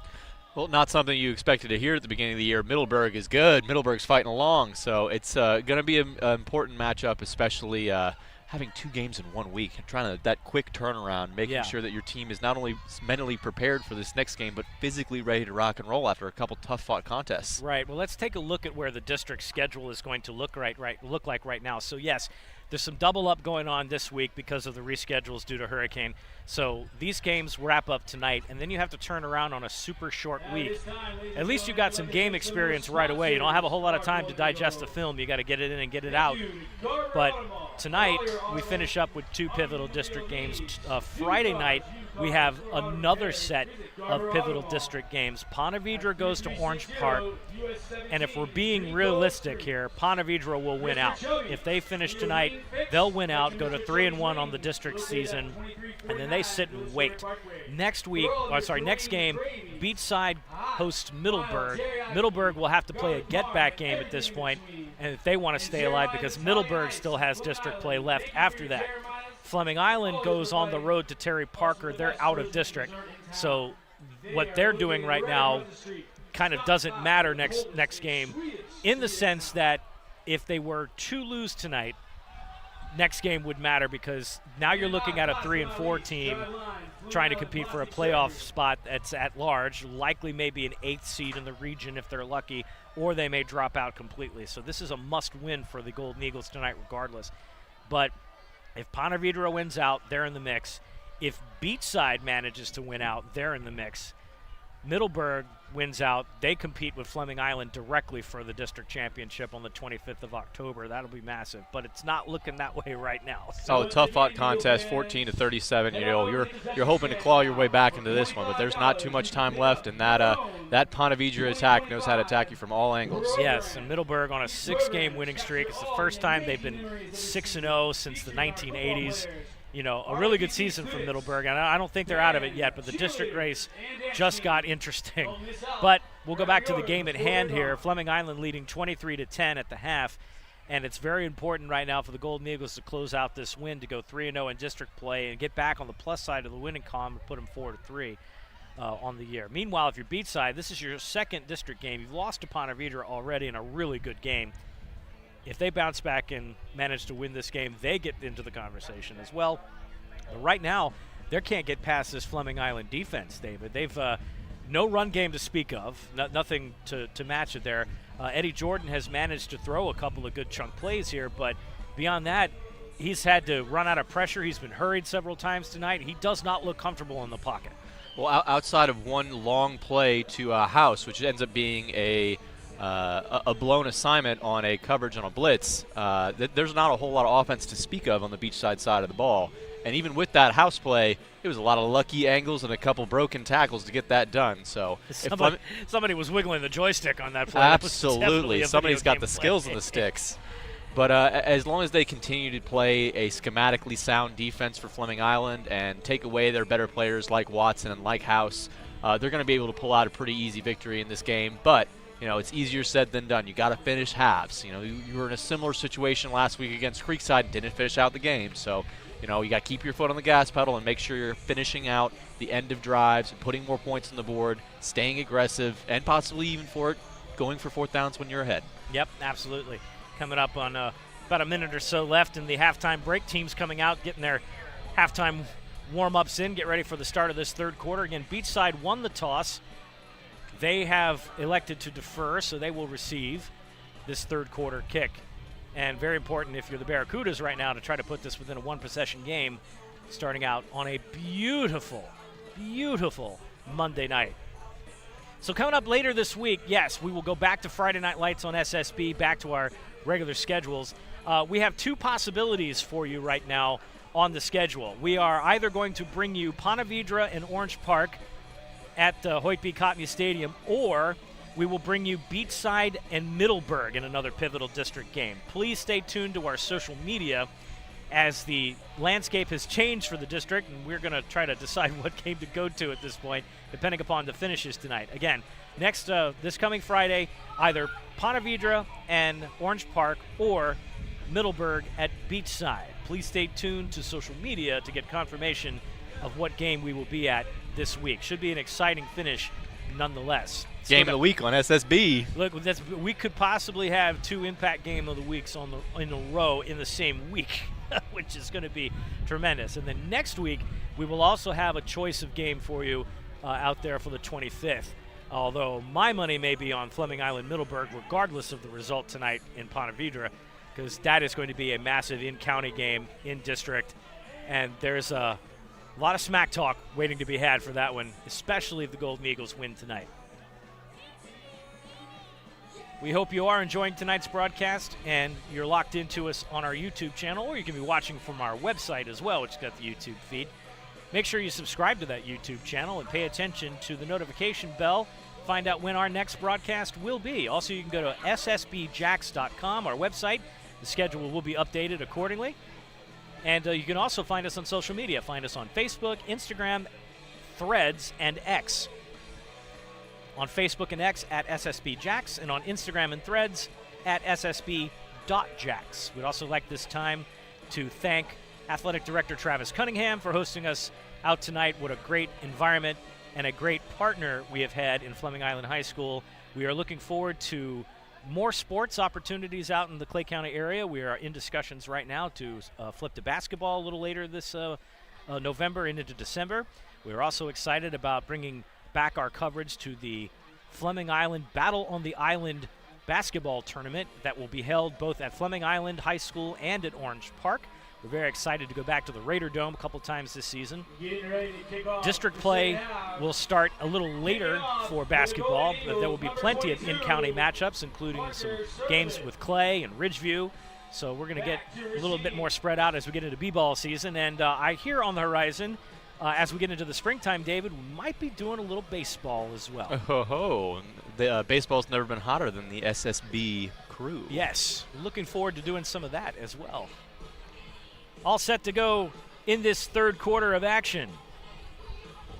Happy you're with us again for Monday Night Football on SSB. This is an absolute first for us.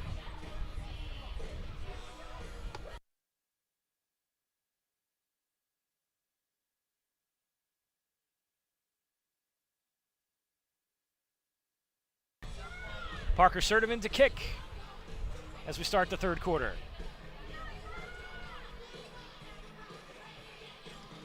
Sends that one, speaking of line drives, that'll go right into the end zone for a touchback. Parker Sertiman money every time. Only, I think, had one return so far this game. All right, looking at the Golden Eagles defense, they're going to have in their original starting lineup here. There's not going to be any of the offensive players coming in to play defense, but, expect that a little bit later in the second half as well to spell some of these defensive starters. There was a lot of attrition coming on in the Creekside game as they had the majority of the game played on defense for Fleming Island, and snap after snap after snap, it really became a big pull against that defense as they didn't have enough bodies to rotate in. Something to keep an eye out here in the second half. So first down for Eddie Jordan and the Beachside offense. Consulting those wristbands to get things started. 20-yard line's where we start. Get a snap, looks, pocket collapses again. Jordan takes off, and he gets into the linebackers, and that's where he'll slide. Maybe get about 4 yards in that one. Boy, they have hurried him tonight, David. They have not let up on the pressure at all. Absolutely, especially coming out of half here. They should have fresh legs and get after him with a vengeance. They know that the pass is coming. They need to be able to generate offense somehow, and the only thing Beachside's done all year at a successful clip is throw the ball. So right now, if you're Jarius Rogers, if you're Nate Van Hoff, even if you're the defensive tackles in, whoever they may be, it's going to have to be an all-out pass rushing effort and keeping more players in coverage. Second down and 6 from the 24.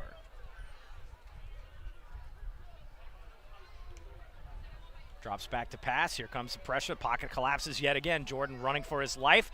And we get a flag on the play. That's going to be incomplete. We got a flag on the play. Pass is incomplete. And I wonder what the call might be. It doesn't look like pass interference might have been the call, but that was tipped and incomplete. Whatever it is at the line of scrimmage here, so likely to be a defensive penalty here. Let's see if it might be hands to the face. Some discussion.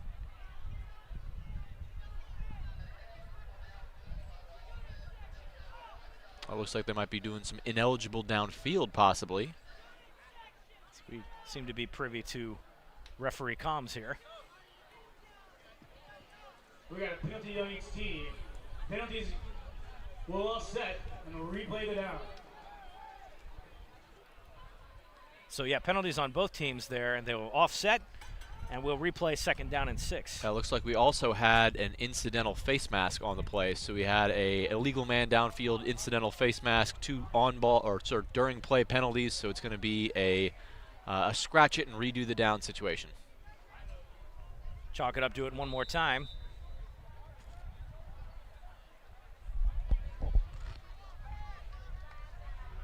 Get a snap, drops back. Jordan got a clean pocket this time, incomplete. Jordan's pass, incomplete. Intended for... Well, it's going after the opposite slot receiver there. We're just wanting to make sure that we have Drew Aldrich. So Drew Aldrich is going to line up on the opposite side of Watson and hopefully not get the attention of Sebastian Cruz, trying to pick on that matchup here and see if they can generate easier completions. No luck there. Errant throw on that one brings up third down and 6.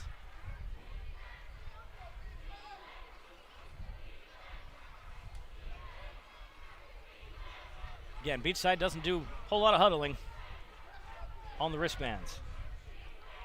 Fakes the handoff, rolls kind of a bootleg. Jarius Rogers almost got into the backfield. Now he's just going to throw this one away.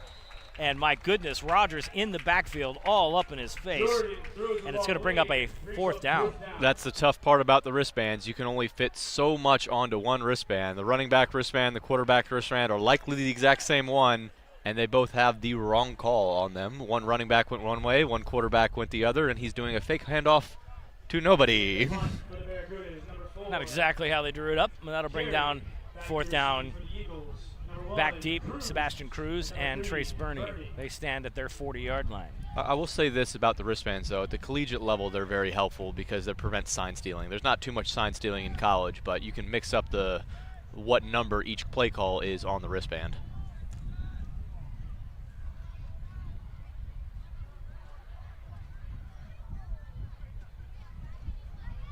Kicks away, another fine punch. Ooh. This one's going to drive everybody back. It'll take a Beachside bounce, and that is likely to die right about the 6-yard line. What a punt. That was a fantastic sky ball. Perfect spiral off the foot of that punter.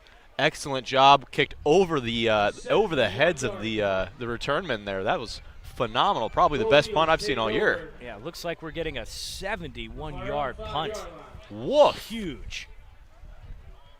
All the way down to the spot it right at the 5-yard line. No, the 6-yard line. Yeah, my goodness gracious, what a rocket. You know, sending one clip into college recruiters doesn't usually get you much attention.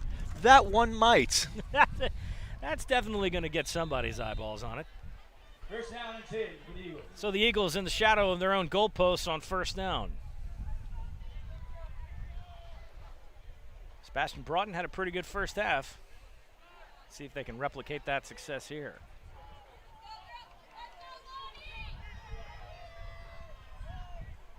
He'll get a snap, rolls out of it, finds a blocker or two, hits the joystick button one more time. That boy, he's watching him as a video game sometimes. It really is. I have no idea where he's going. I'm not even going to try to pretend that I do. There's a slippery instinct about him to where he reacts so quickly to having his feet in the ground. He knows where the defenders are and instinctually knows where to go. So an ability I never had. I always got to the ground as quickly as possible, but Sebastian Broughton, a significantly better athlete than I. 1st down and 10 for the Golden Eagles after a 12-yard pickup from Sebastian Broughton. Get a snap, quick look, flares it out to Burney, who Burney will run in front of a convoy of blockers. Burney moves upfield again, hops over a tackler, and gets knocked down after another solid gain. 1st down, Fleming Island yet again. And Beachside is lucky he did not see an open lane there. I thought he had a lane to the outside that he could have taken. All it took was one block there, and they would have had a big 70-yard touchdown play. 1st down, 40-yard line. And Burney does look a little gassed as well. They have been making sure to get him the ball early and often.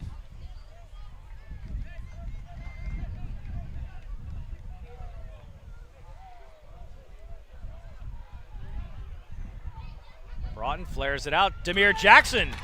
He's into the secondary. Demir Jackson almost gets the horse collar tackle. Boy, I tell you what, he had to hold up on that one. They're not going to flag it because he didn't quite get in, pull him down, but a big 1st down for the Golden Eagles. Demir Jackson, the wrecking ball, does his job. Well, if it wasn't for the difference between maybe a fraction of an inch with what is jersey and what is shoulder pad, that's probably going to be a horse collar. But it's just enough to hold him up, and then he gets to the waist and brings him down there. But an excellent play design, throwing the ball to the running back out of the backfield there. 1st down inside the red zone yet again. Actually, they're going to call it 1st down and goal. The Golden Eagles don't sub very much, so they decide to go no huddle and keep the defense on the field as well. Gives it to Jackson, see if he can finish the job. Plows through for a couple of yards. It will bring up 2nd down and goal. Trace Burney's hands going up in the air. I don't know if he's trying to signal that he might have been open or something, and I think that's what he's trying to get Broughton's attention. Said, hey, man, I was out here. You could have just thrown the ball, but...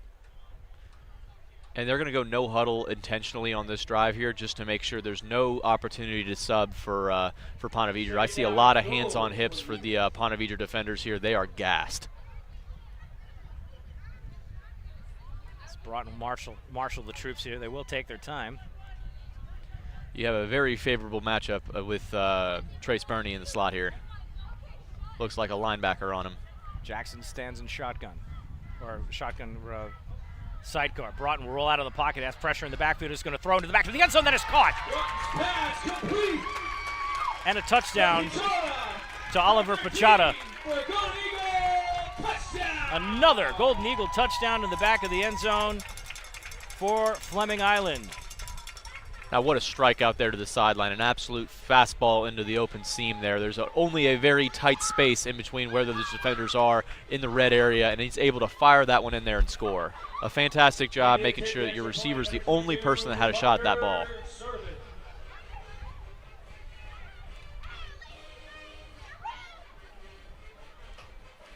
And out of the hole to Sebastian Broughton. A Parker Sertivan kick goes through the uprights. Nice to make sure that we got this 30-10 lead. Now sitting pretty at 30-10, you look like you're going to play pretty conservative defense here. Whatever you've been doing has been working phenomenally. It has been the absolute answer to anything that Beachside has thrown at you. You're pressuring the quarterback. You're sending your inside linebackers. You're waiting for opportunities to create pressure, whether it's manufactured or whether it's going to the edges with Jarius Rogers. Kicking off for the Eagles, number 22, Sertivan will send this off the tee again. 30-10 our score, 8:36 to go. Aldrich. Number 13, Lanza.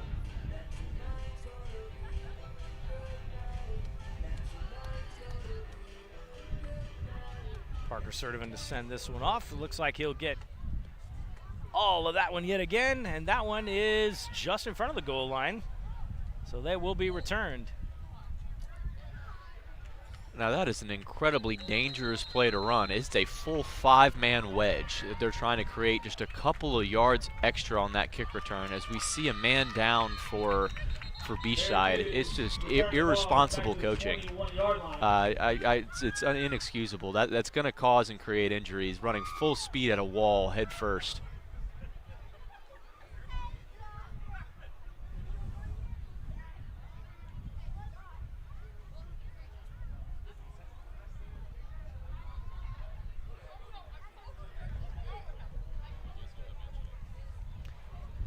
Let's take a quick time out here. This one looks like it's going to take a little bit longer than necessary. We'll take a break right here. 30-10 right now our score. We'll be back after this timeout.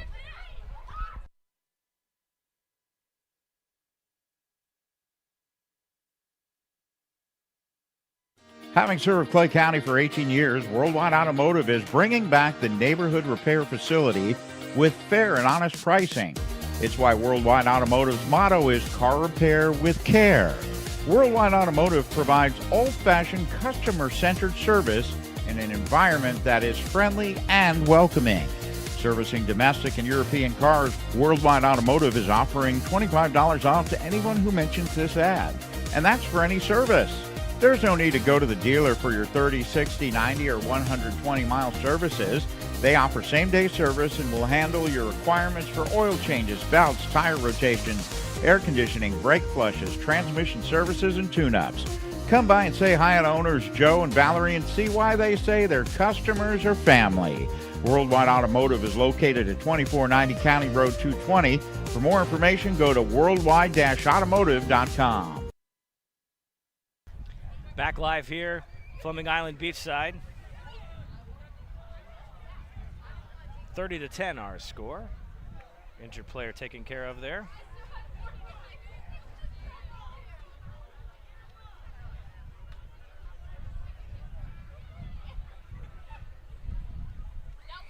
Now looking at this Fleming Island pass rush, they're going to have Nate Van Hoff and Jarius Rogers here on the edges here, and they're going to look for this pass situation here on 2nd and long. Jordan gets a snap, play fake. Pocket holds this time, scampers around, trying to look for a man to throw to. His receivers are covered, he's going to run it himself. Crosses the 25 to the 30 and a big hit. And that is going to be enough for a Beachside first down. Boy, oh boy, did he get rocked. His helmet comes off, so he's going to have to come out for a play here. But Eddie Jordan absolutely got drilled on that play. And in at quarterback here is going to be number 12. Number 12, it looks like we're going to have Brick Balsita. First down and 10. First and 10, though, after the big hit. Fumble, snap, that's behind the backfield. Balsita's going to jump on it, and that's not how you drew it up whatsoever. Beachside's going to take a massive loss on that play. All right, Brick, I think that's the end of that. And that he'll come right off, and then here comes Jordan. Just had to sit out the one play. Going to spot that ball all the way at about the 16-yard line. Beachside takes over on the 16, 17-yard line. Second down and a mile. Second and 33. I'm going to call it second and 33. Now, maybe not second and 33. Probably more like 23, but that is huge.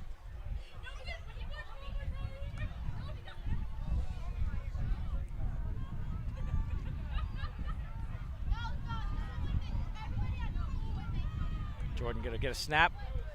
Play fake again, trying to look for another receiver. Can't find a hole. Fires incomplete. Yeah, a play fake on second and 30. Bold call. Not worth it there.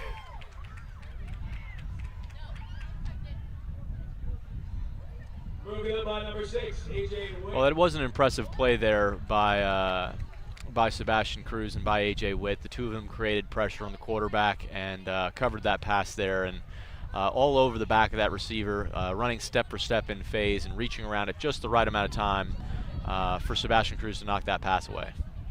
So they are going to call it third down and 33 from the 16-yard line.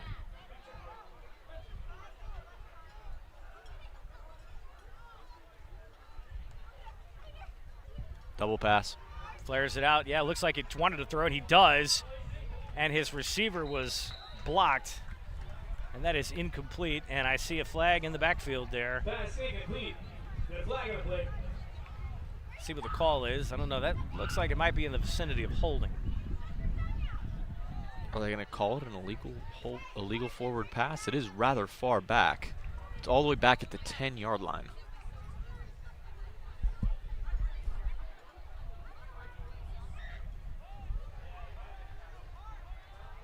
Official picks up the flag here, and they are going to wave that off. So no foul.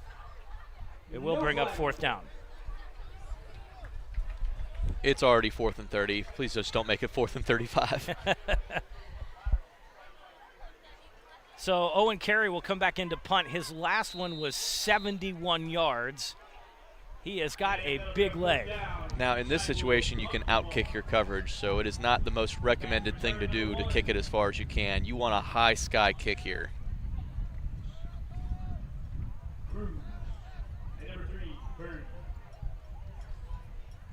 Boots it up. Another fantastic punt, driving Cruz back, and he catches it.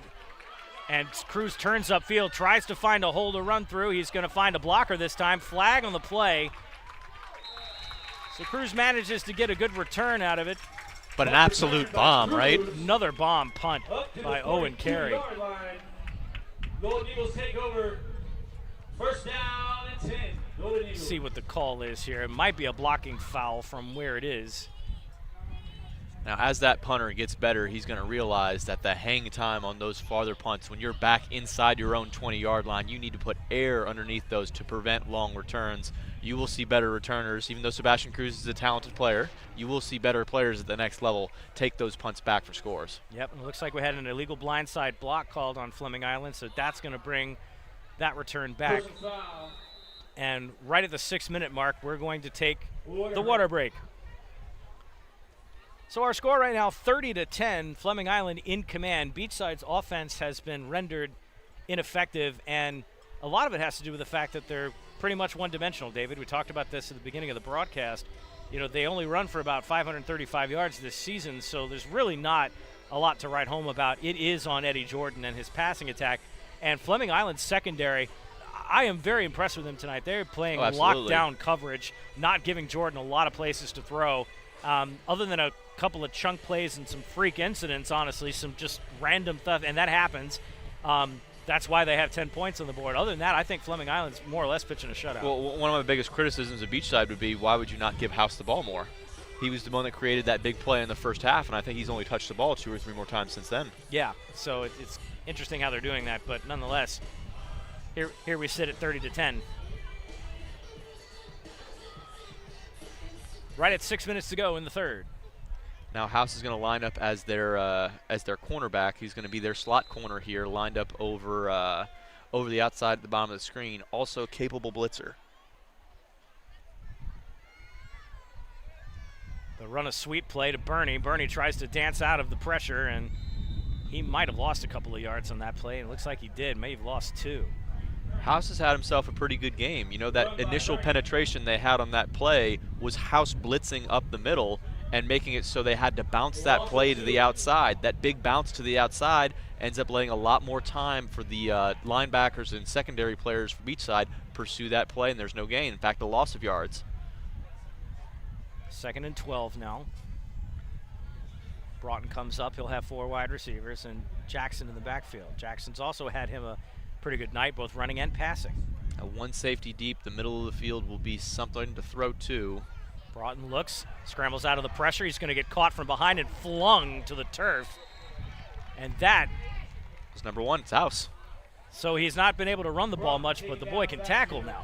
Absolutely. He's been playing special teams, defense, starting running back. Probably could throw and kick if you wanted him to.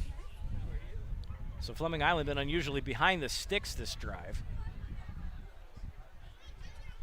3rd down and 18. Loss of 6 on the play. 3rd down, 18 to go. Spread the formation out and have trips to the right of Broughton. Take a snap. Looking, runs out of pressure again. He's going to get sacked again. Oh, that one looked like it hurt too. And Broughton is down. Gets up really gingerly.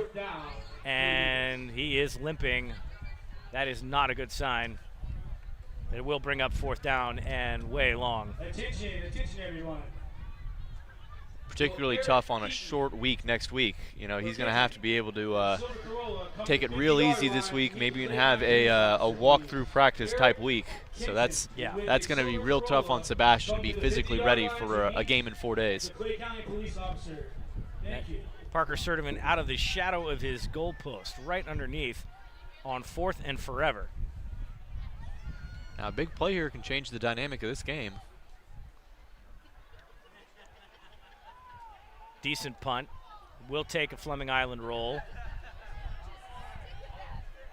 And Beachside's going to get really good field position on this to start their drive in plus territory. So negative plays by Fleming Island. It's the first time they've been stalled like that. Had to punt it out of their own end zone. The Barracudas will have a chance to try to get back downfield and score in this drive. Well, being down 3 scores, and not only being down 3 scores, but being down 3 touchdowns is a really tall task for any offense to overcome in just 1 quarter. So there will be an ask to really step on the gas here and see what they can produce and produce quickly.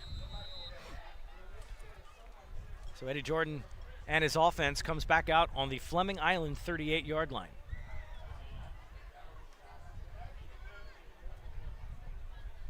Have a man in motion.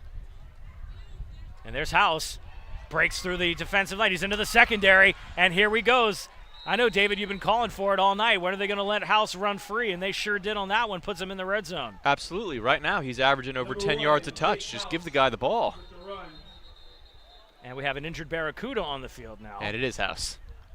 And unfortunately, after the big game like that, he is on the turf. After making a sack, too, guy's been playing both sides of the ball. He comes up and has one minimal might say assistance. that's a full house. Good thing there's a track out here you can take a lap. Good thing you got your shoes on today. Oh, thanks, boss. Inside the Mr. Chubby red zone. Only first down In the 10. red zone again. They call it the Mr. Chubby's red zone here. 1st down and 10. For Beachside.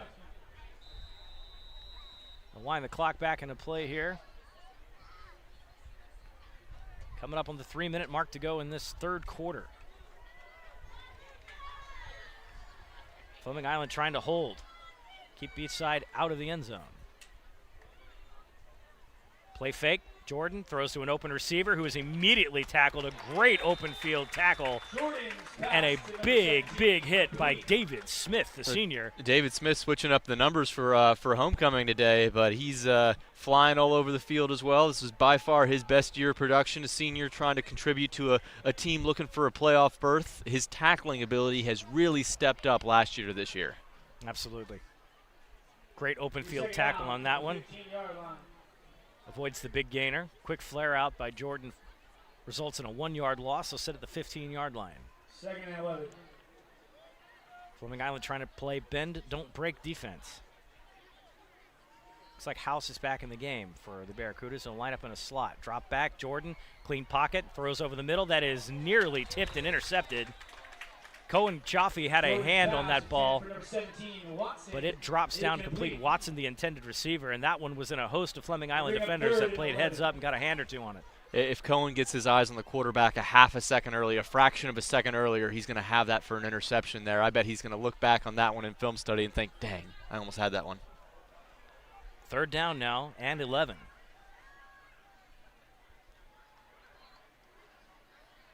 Can get a 1st down inside the 5.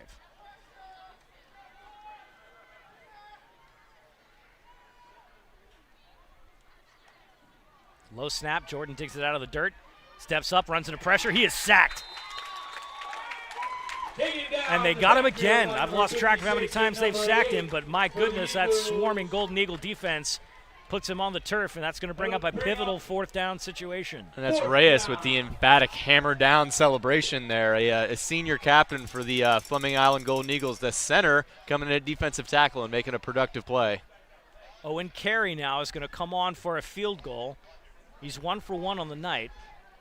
Now, I don't get this one either. This doesn't help you very much. I know it's 4th and a mile, but you can at least chuck one to the end zone. It's going to be about a 47-yard field goal attempt. You will still be down 3 scores. Apparently they think points on the board will matter nonetheless. Get something out of this drive where they pin Fleming Island deep. That is blocked! Golden Eagles are going to recover that. That was hit behind the line of scrimmage, and they can advance this, and he's going to get tackled right there. And just like that, the Golden Eagles have gotten another blocked field goal. That is 6 on the season, and now I think we have some trash talking.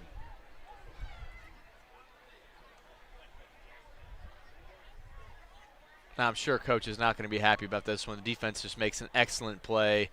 Special teams comes out and contributes and gets a blocked punt, or a blocked field goal rather, one of many that the Golden Eagles have had on the year. So you've been here in this situation before, and you react like that and cause a 15-yard flag that might be on the Golden Eagles. Hopefully not, but that is a situation they have been in before, and a penalty that has bit them in the butt in the past.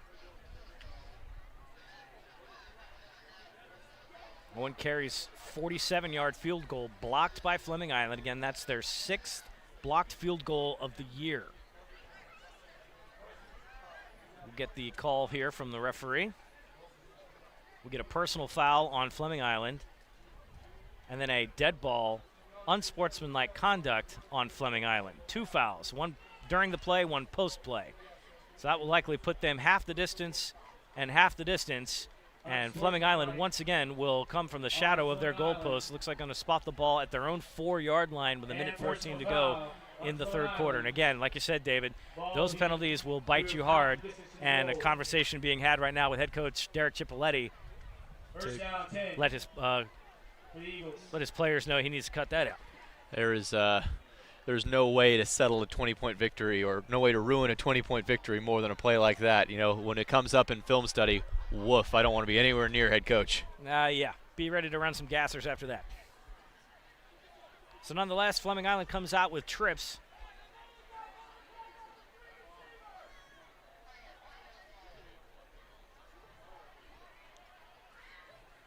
First down and 10. Some more discussion here, and I guess a quick ball switch.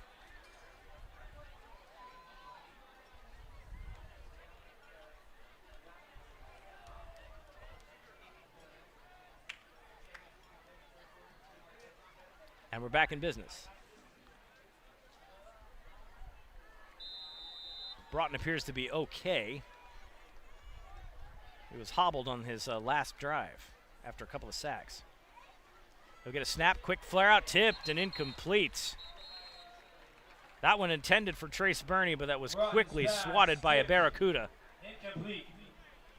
It'll bring up 2nd down and 10, and that's a dangerous pass. Grab that one by the hands, and that's a pick 6 all the way. Absolutely. I mean, those tip passes at the line of scrimmage are usually the ones that get intercepted as well, so lucky that that bounce landed in the opposite direction there. 2nd down and 10. Quads now to the right. Broughton drops back, and now he forgets about it. He is gone. Sebastian Broughton out into open space across midfield to the 45 to the 40. He's going to go all the way to the house. Sebastian Broughton is going to run 95 yards for the Fleming Island touchdown. Wow, oh wow. An excellent play from Sebastian Broughton. Open field speed, looking like a track star once he hit the 20-yard line. Goes 20 to the end zone in full open field, full top-end speed mode. Doesn't even decide to take any kind of open field moves. Just know that he can burn those defenders all the way to the end zone. Big play, 95 yards for the touchdown. After 2 penalties and a blocked field goal. My goodness gracious, Sebastian Broughton does what he does best. That's definitely going on the highlight reel for sure. That definitely a very highlighted worldwide automotive touchdown there. Parker Sertivan tacks on the extra point, and we're good. So 37 to 10, your score now, with Beachside in a hole now. Yeah, that is most likely the nail in the coffin in this bowl game. In this ball game here, we're looking at possibly 1 or 2 more scores here for either side here, and this one's likely over. I think that the changing of possessions here, the running of the clock, is probably going to take the majority of the 4th quarter. This one is well decided, but we've seen crazier things in high school football. We definitely have. Sebastian Broughton with his longest run of the season at 95 yards. Kicking off the Eagles, number 22, Sertivan. Ran out of pressure and just did not stop running. Full blast. Back for the Barracudas. Parker Sertivan on for the kick.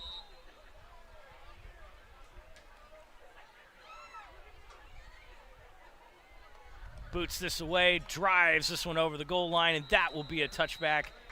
What a way to cap it. So the blocked field goal results in some penalties, uncharacteristic errors. But then Sebastian Broughton does what he does, sends it back into the other end zone, and how we stand. So, still got a quarter left to play, David. You're right. You know, anything could happen at this point, but my goodness gracious, what an opening to the second half that we've had for Fleming Island. And this has got to feel good after getting into a shootout with Creekside last week. Absolutely. There's a little vengeance in that run from Sebastian Broughton. He wanted to finish that one for sure.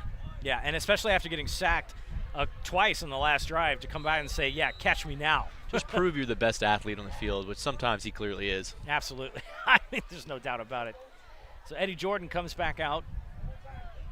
Try to see if they can make sense of it. They've really not had much offensive production this entire game, actually.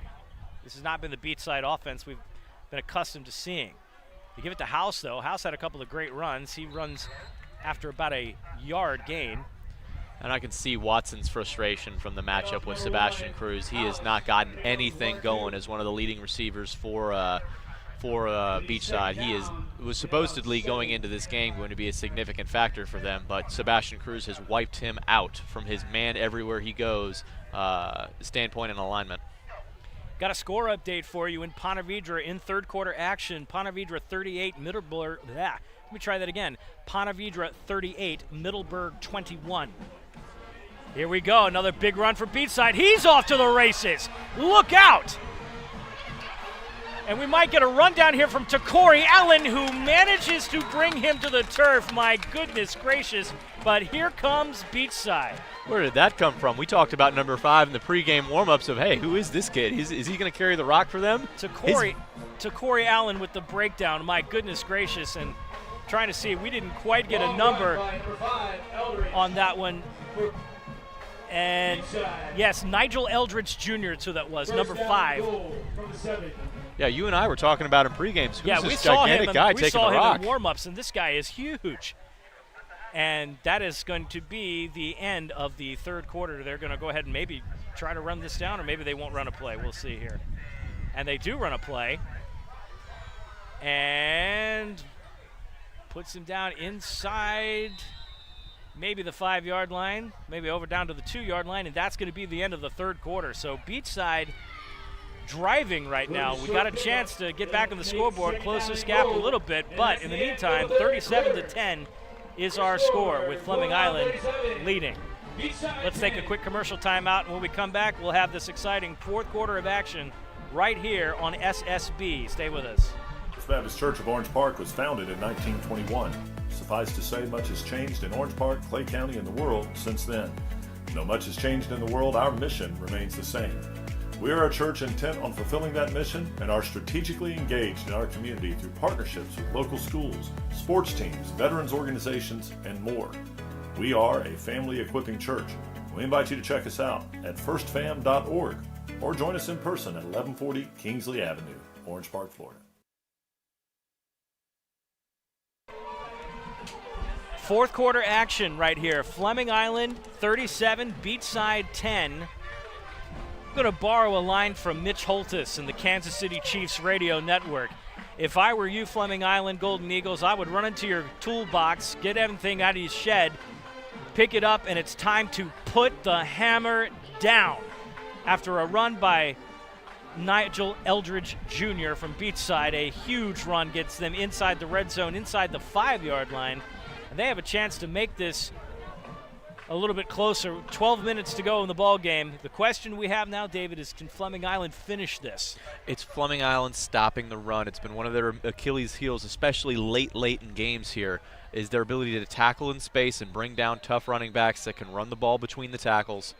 Guys that are physical, tough with leg drive has been a very, very weak point of this Fleming Island team in the fourth quarter.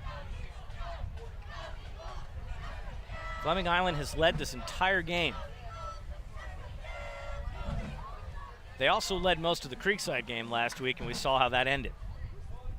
So we'll see if they can bow up and play defense here, finish this off. Final quarter of action right now in a very pivotal district matchup.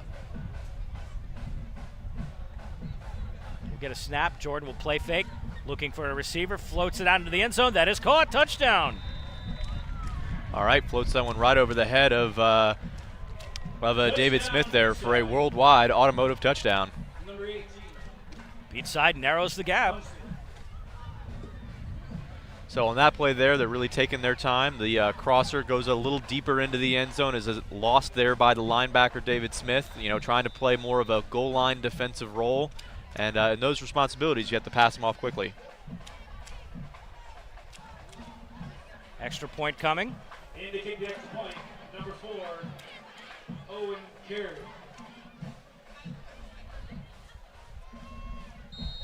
Kick is up and good. Kick is up and it's good. So with 11:53 to go in the fourth. Your score, Fleming Island 37, Beachside 17. 17.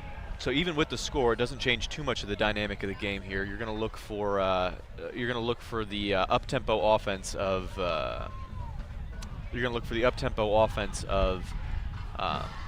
Beachside to really start pushing it if they get the ball back. But other than that, it's going to be a run-first approach from Fleming Island. Demir Jackson should get the ball a considerable amount of times here, and it's their hammer back that can put the game away, something they were missing last week against Creekside. Kicking off the Beachside, number 4, Owen Carey. So Owen Carey, the man with a giant leg, is going to kick this off. Bernie and number 1, Cruz. Trace Burney and Sebastian Cruz deep.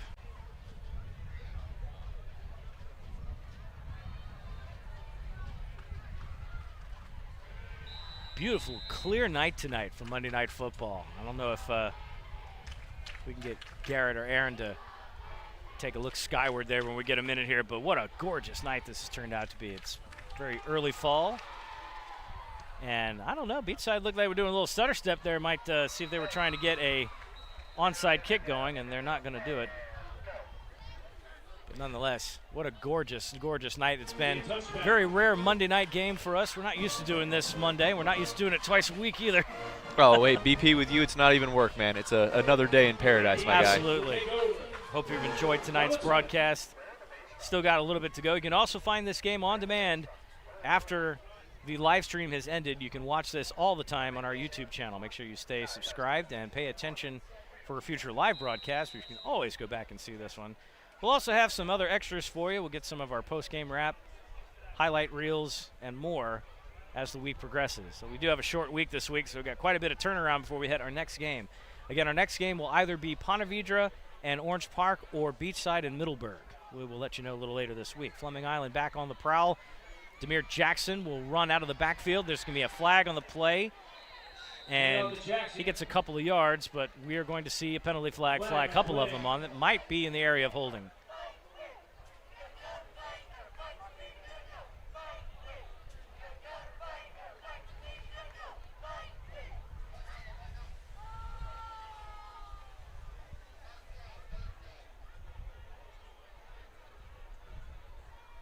Officials pick up the laundry there, and they're going to back Fleming Island up, it looks like. The block in the back. Legal block in the back penalty is what was called. Bring it back. The first down at 20. Brings them down to the 10-yard line. First down and 20.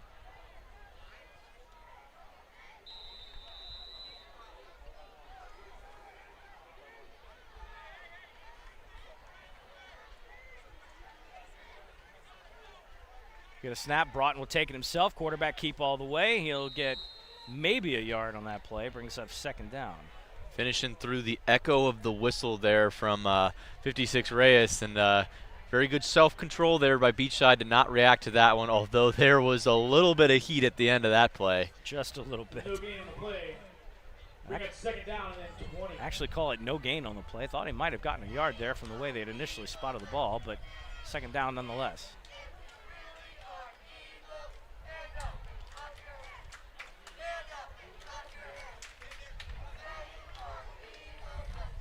Spread formation now. Trips to the left of Broughton.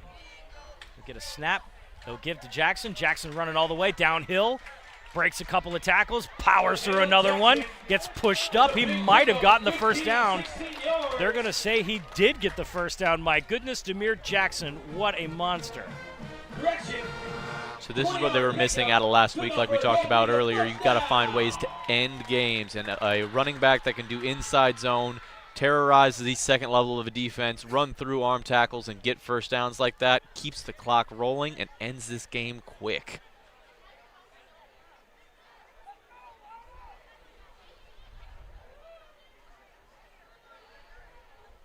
First and 10 for the Golden Eagles. Let the big man take a breather. Take all the clock you need. They'll bunch up the formation now. And yep, that's exactly what they're going to do. They're going to continue running this clock. Coming up on 10 minutes.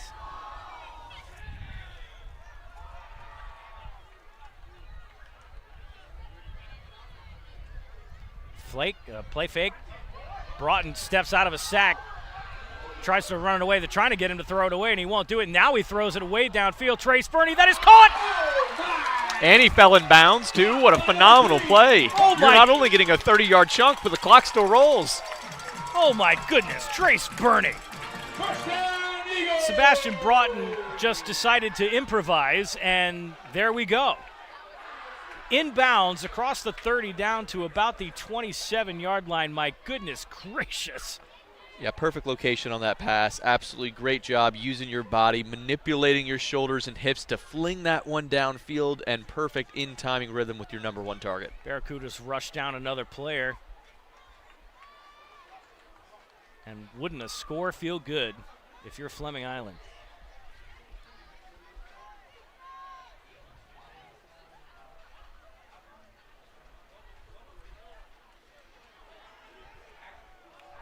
And back him up on that play. No gain on that one. Definitely, probably about a 4-yard loss, honestly. Eric Gentry, and we have another injured Barracuda on the field. Lost at 3 on the play. Gentry will lose 3 yards on the play. Bring it second and 13. Very often, you don't see Eric Gentry carrying very often like that, especially getting hit in the backfield. So we have an injured player. And that is it's Duncan, the corner there for Beachside. He is a a longer cover corner for them who's been really contributing all night. He's probably one of the better players on that Beachside defense as well. So this is a tough loss for them late in this game, and somebody who they're going to really rely upon in these bigger games down the stretch. 9:17 to go in our ball game. Again, Fleming Island up 37-17. They've led the entire contest. Sebastian Broughton throwing chunks all over the place. Big gainer to Trace Burney. He's had a 95-yard run himself. And boy, the Trace Burney-Sebastian Broughton connection has been astounding in the last couple of games. Oh, they're really starting to turn it on here. You were wondering how much they could involve Trace Burney through week 1, week 2, and then all of a sudden you see a couple breakout games where they're really starting to utilize him the right way, whether it's down the field as a crossing target, whether it's a run after catch threat. They've gotten a little bit away from the tunnel screen game, but he can contribute in that area as well. I think that the combination between the two of them in this inside zone game is a really tough combo to defend because all of your linebackers need to flow to the right spot or else they're very wrong. Second down and 15 for the Eagles. So they'll call it officially second down and 15. 32-yard line. Ball at the 32. 9:17 to go in the game.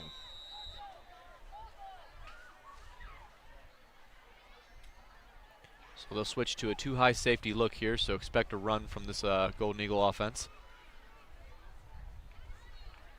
Gentry will come across the formation. They'll give to Jackson. Nice hole for him. He plows through a couple of defenders, gets into the secondary, and gets a couple more yards.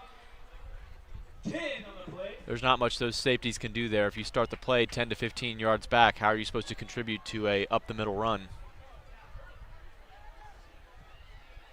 Third down and about 6, maybe 7 yards. We'll get a spot in just a second here. Call it third down and 8. Spread the formation out. They have Burney on the far side.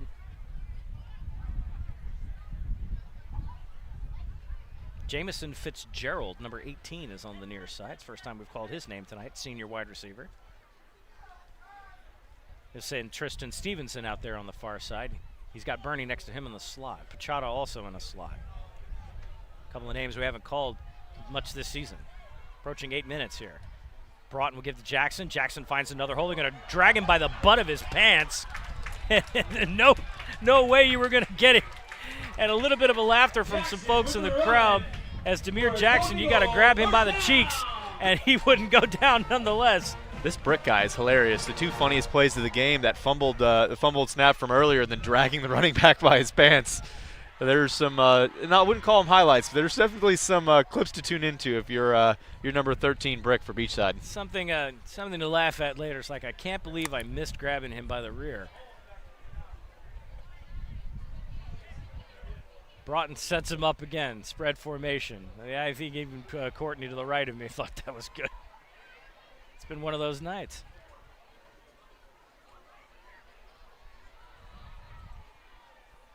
Gentry will slide across the formation. They'll give to Jackson again. He finds another hole. Ain't grabbing him this time. Touchdown. And another Worldwide Automotive touchdown for Fleming Island. Comes at 7:13 to go in this ball game, and I think that one might be the nail in the coffin. Yeah, there were some business decisions made on that touchdown run. The defensive back was standing right in the end zone and kind of let him sashay his way into the end zone.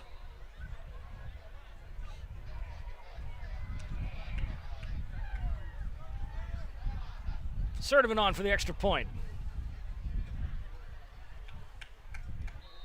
Kick is up and through. Parker Sertivant doing the work tonight. 44-17, 7:13 to go in this final quarter. Parker Sertivant is such a consistent guy. Have you noticed that he kicks his extra points as hard as he kicks his 50-yard field goals? He smacks everything. Every single kick is exactly the same with this guy. Either it's the same trajectory, same pow off of his foot. It's like he's hitting a drive every single time. Yeah. There's no 9-iron in that club. Absolutely smacks the daylights out of it. It's worth every penny to watch. We want to thank his mom for coming by earlier and giving us some concessions and treating us to that tonight. We appreciate the Sertivant family. And Parker's a stand-up guy, too. We've had the opportunity to talk to him a few times after games, win or lose. He's always got smile on his face, polite, respectful, and very happy to see himself on TV every now and then drilling balls through goalposts. And he's going to have a real promising career at the next level wherever he decides to play. I'm sure they're going to have an asset in him. He's just an all-around good guy. Let's up on the gas on that one, but it will fall right into the middle of the end zone for a touchback. 7:13 to go in this game, and with a big lead right now, Fleming Island trying to just play some defense and get the ball back, run the clock out. And they needed this game, David. If you're in the district standings, this one was huge. Absolutely, absolutely. And to win in convincing fashion sends a message to the rest of the district. We're coming. We're trying to win this. Score update. This is listed in the third quarter right now. Ponte Vedra 45, Middleburg 21. Looks like the Sharks are starting to pull away. That was something I did not expect. I mean, that margin of victory. I kind of expected Ponte Vedra to really fight and fight hard. Yeah. Didn't realize they were going to win in blowout fashion. No, that was a shocking game. This is a shocking result too, if you really think about it. Put it on the ground right now. That's where they've had some success against Fleming Island tonight, and they push all the way down for a first down. It's still adding to his 10 yards per touch average. House has been an absolute workhorse for them. Whether it's giving the ball to House, giving the ball to 5, you have to consider using your offensive line and your bigger running backs to create better, shorter down and distances, thirds and short, seconds and short, things you can use to throw the ball down the field. I'm actually going to say that was Marco Lanza on the carry, not House. They give it to Lanza again. This time he runs into a wall of defenders, and that's going to be second down. Stop the line of scrimmage. So you might even have a third running back that can contribute to your backfield here. It's an attack that's only rushed for 500 yards going into the game this year, but you'd like to see them use these talented players. I mean, you haven't involved much of the perimeter wide receivers either.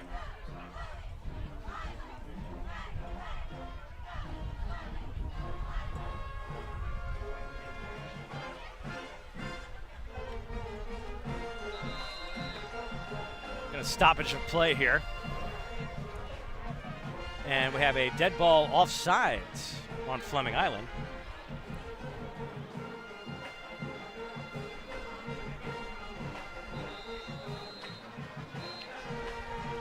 And I think we are going to go ahead and take that water break right now. So 6:18 to go in this.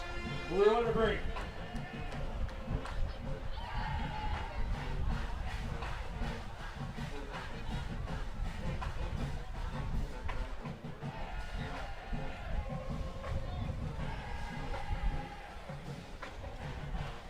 Let's take a commercial timeout. When we come back, we'll have the rest of this matchup right here. Sunshine State Broadcasting, Monday Night Football. We'll be right back. First Baptist Church of Orange Park was founded in 1921. Suffice to say, much has changed in Orange Park, Clay County, and the world since then. Though much has changed in the world, our mission remains the same.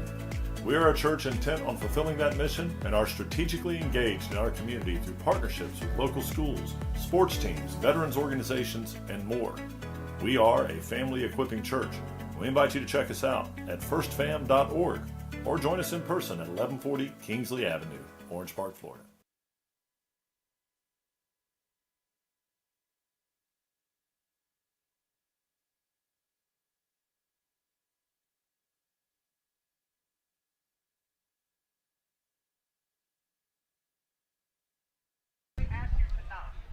We are back here, 6:18 to go. Beachside trying to drive here on 2nd down and 5.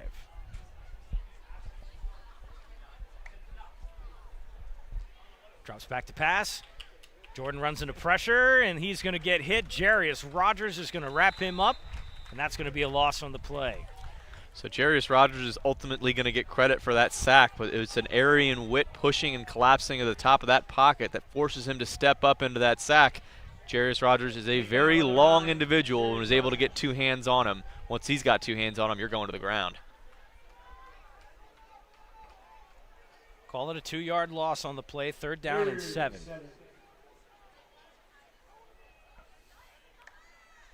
Jordan will roll, flares out, Stopped immediately, grabbed by the legs. Wow, what an excellent play by Allen, coming cross field, navigating through traffic, accelerating downhill, and getting to the receiver there.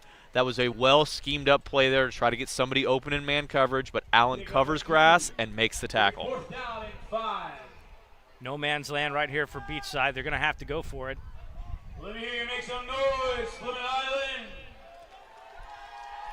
Trying to get a stop right here and see if they can finish this game off. 4 wide receivers for the Barracudas.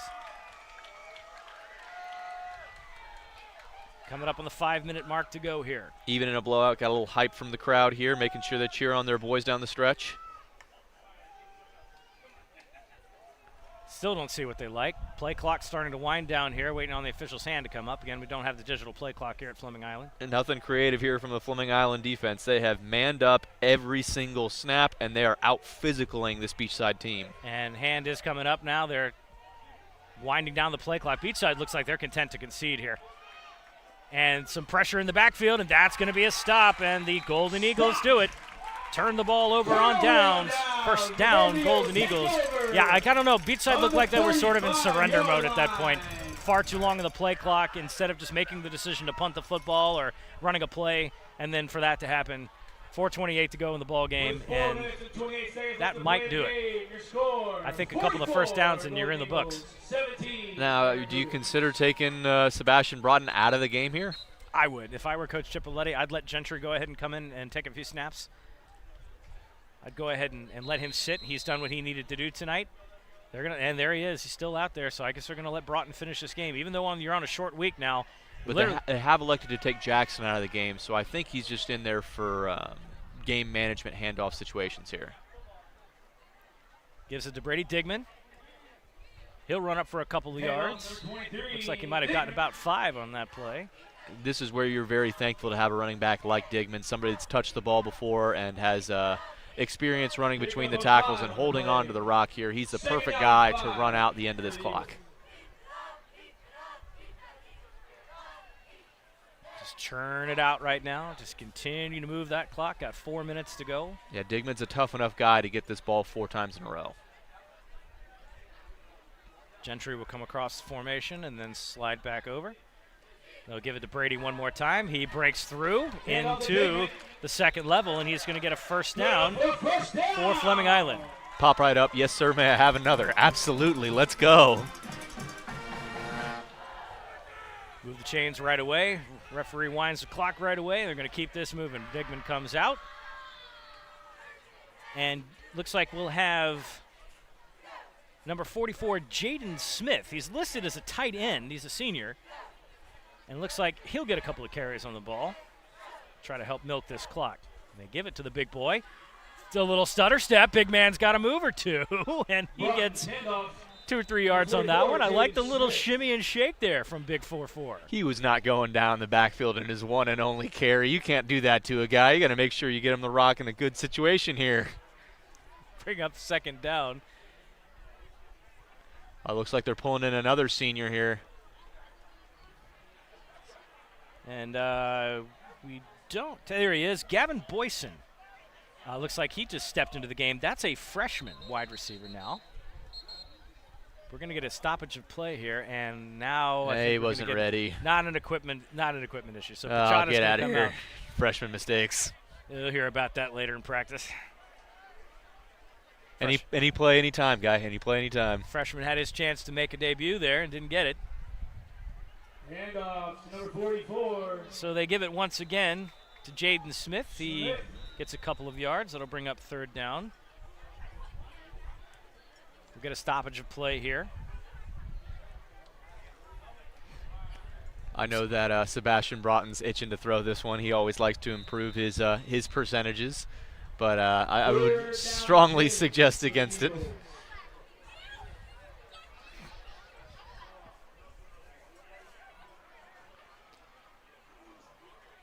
Now it looks like they're holding them on here, and they might be burning a timeout. I think they're going to go ahead and just run this down, and that's exactly what they appear to be doing.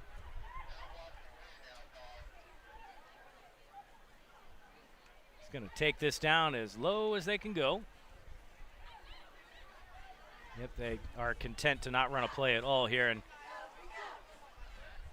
Broughton just taking his time, having a chat. Play clock winding down.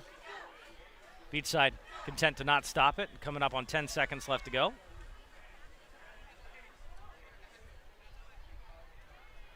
Last couple of seconds on the play clock here, and I think we're going to get Coach Chip, and that's exactly what he's going to do, going to call a timeout. It comes at 1:37 to go in the ball game. That's Fleming Island's first time out of the half.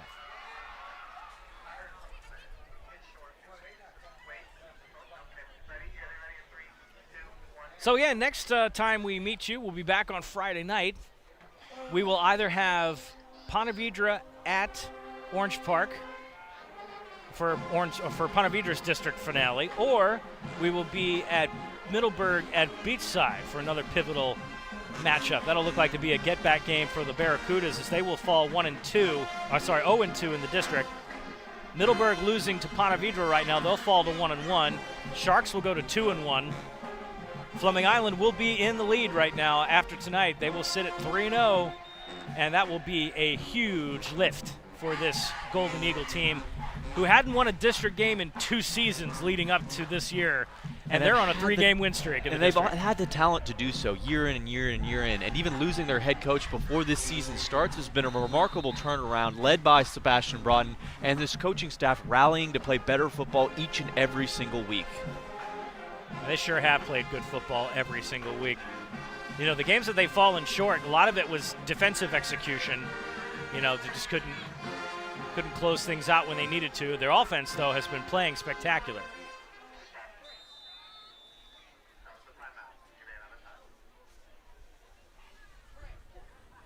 Handoff to number 44.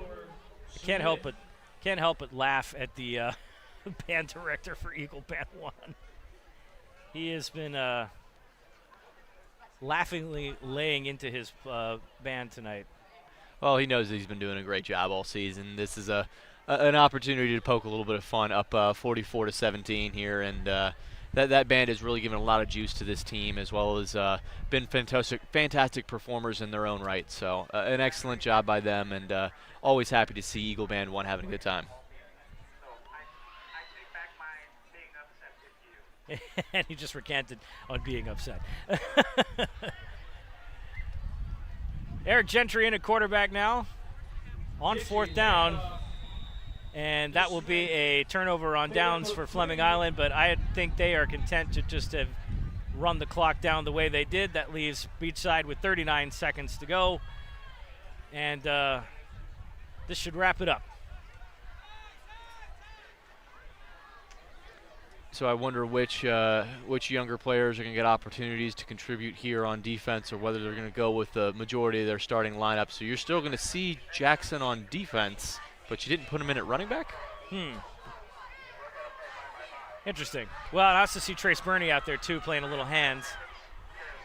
Imagine this is just going to play quarters, keep everything in front of you, don't let Beachside get away with a cheap play in garbage time. It does look like Beachside's content to take a knee here, so none of it will probably matter. Yep, that's exactly what they're going to do. They're just going to go back and lick their wounds. And they will, so they will just continue to run this out here. Well, David, I'm impressed with Fleming Island tonight. This has probably been the most complete game that they've played all season long. And we're going to do a quick post-game wrap-up in a little bit here. But with that said, our final score is going to be 44-17. And 3-0 in the district, man. That's massive. Absolutely. It's going to be a mark that you haven't seen Fleming Island come to for a very, very long time, and you want to see them do these productive things late in the year, because it shows you a team that's developing and growing. We're going to take a timeout. When we come back, we'll have our post-game show. This is Sunshine State Broadcasting. Again, our final score, Fleming Island 44, Beachside 17. We'll be back in just a minute. First Baptist Church of Orange Park was founded in 1921. Suffice to say, much has changed in Orange Park, Clay County, and the world since then. Though much has changed in the world, our mission remains the same. We are a church intent on fulfilling that mission and are strategically engaged in our community through partnerships with local schools, sports teams, veterans organizations, and more. We are a family equipping church. We invite you to check us out at firstfam.org or join us in person at 1140 Kingsley Avenue, Orange Park, Florida. Having served Clay County for 18 years, Worldwide Automotive is bringing back the neighborhood repair facility with fair and honest pricing. It's why Worldwide Automotive's motto is car repair with care. Worldwide Automotive provides old-fashioned, customer-centered service in an environment that is friendly and welcoming. Servicing domestic and European cars, Worldwide Automotive is offering $25 off to anyone who mentions this ad. And that's for any service. There's no need to go to the dealer for your 30, 60, 90, or 120-mile services. They offer same-day service and will handle your requirements for oil changes, belts, tire rotations, air conditioning, brake flushes, transmission services, and tune-ups. Come by and say hi to owners Joe and Valerie and see why they say their customers are family. Worldwide Automotive is located at 2490 County Road 220. For more information, go to worldwide-automotive.com. Final score, Fleming Island 44, Beachside 17. The Fleming Island Golden Eagles go to 3-0 in district play, and I'm sure that is a refreshing stat for them to hear tonight, David. Oh, absolutely.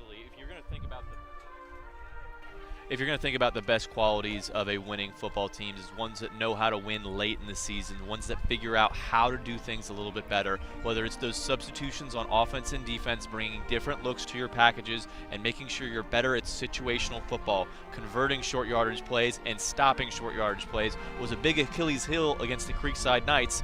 Now it's not so much for the Golden Eagles. Absolutely. So this is technically homecoming for Fleming Island, and you're supposed to win your homecoming game. At least that's what you want to do anyway, and they did it in very convincing fashion. So with that being said, Fleming Island takes sole possession of first place in the district. Middleburg losing to Ponte Vedra. Imagine that score is going to hold up as well. Next time they play will be Friday, will be a turnaround. They're on the road at Terry Parker, so they're out of district. Even though the district picture is looking sort of secure, if you're the Golden Eagles, you want to try to win out the rest of your games to get that playoff picture moving good. It's likely as a district champion they may host a game in the first round, which is very good for them, kind of extends their season here at home. This is technically the last home game they're going to have, so we might not see the Golden Eagles back here until the playoffs for sure, but we may see them on our cameras on the 25th over at Middleburg in a very important game. Beachside goes to host Middleburg on Friday, so they got to bounce back, play another district game really quick. It's a chance for them to try to edge out the standings, stay alive in the race. They're 0-2 right now in the district, but again, nobody's out of it just yet. Still games to play down the stretch. Ponte Vedra next week, they'll defeat Middleburg tonight. They go to Orange Park. Probably going to win that game too. Kind of rough to call from our side because Orange Park has not been very good this season. But again, they're off this week watching the carnage. But nonetheless, so next time we see each other, we will either be watching Ponte Vedra play Orange Park or we'll be at Beachside Middleburg. Again, stay attention to social media. We will let you know what game we will be at a little bit later on in this week. Another one in the books. Great day to be at the Rock. Thanks to Travis Cunningham, athletic director. Thanks to the Sertivan family for helping us out of the concession stands. Great game tonight from the Golden Eagles. Final score again, 44-17. Fleming Island 3-0 in the district, 4-3 overall. For BP, this is David Wells, Courtney Wallace, our producer, Aaron and Garrett on the cameras tonight. You guys have a wonderful Monday night. We'll see you back again on Friday on Sunshine State Broadcasting, your local community broadcaster.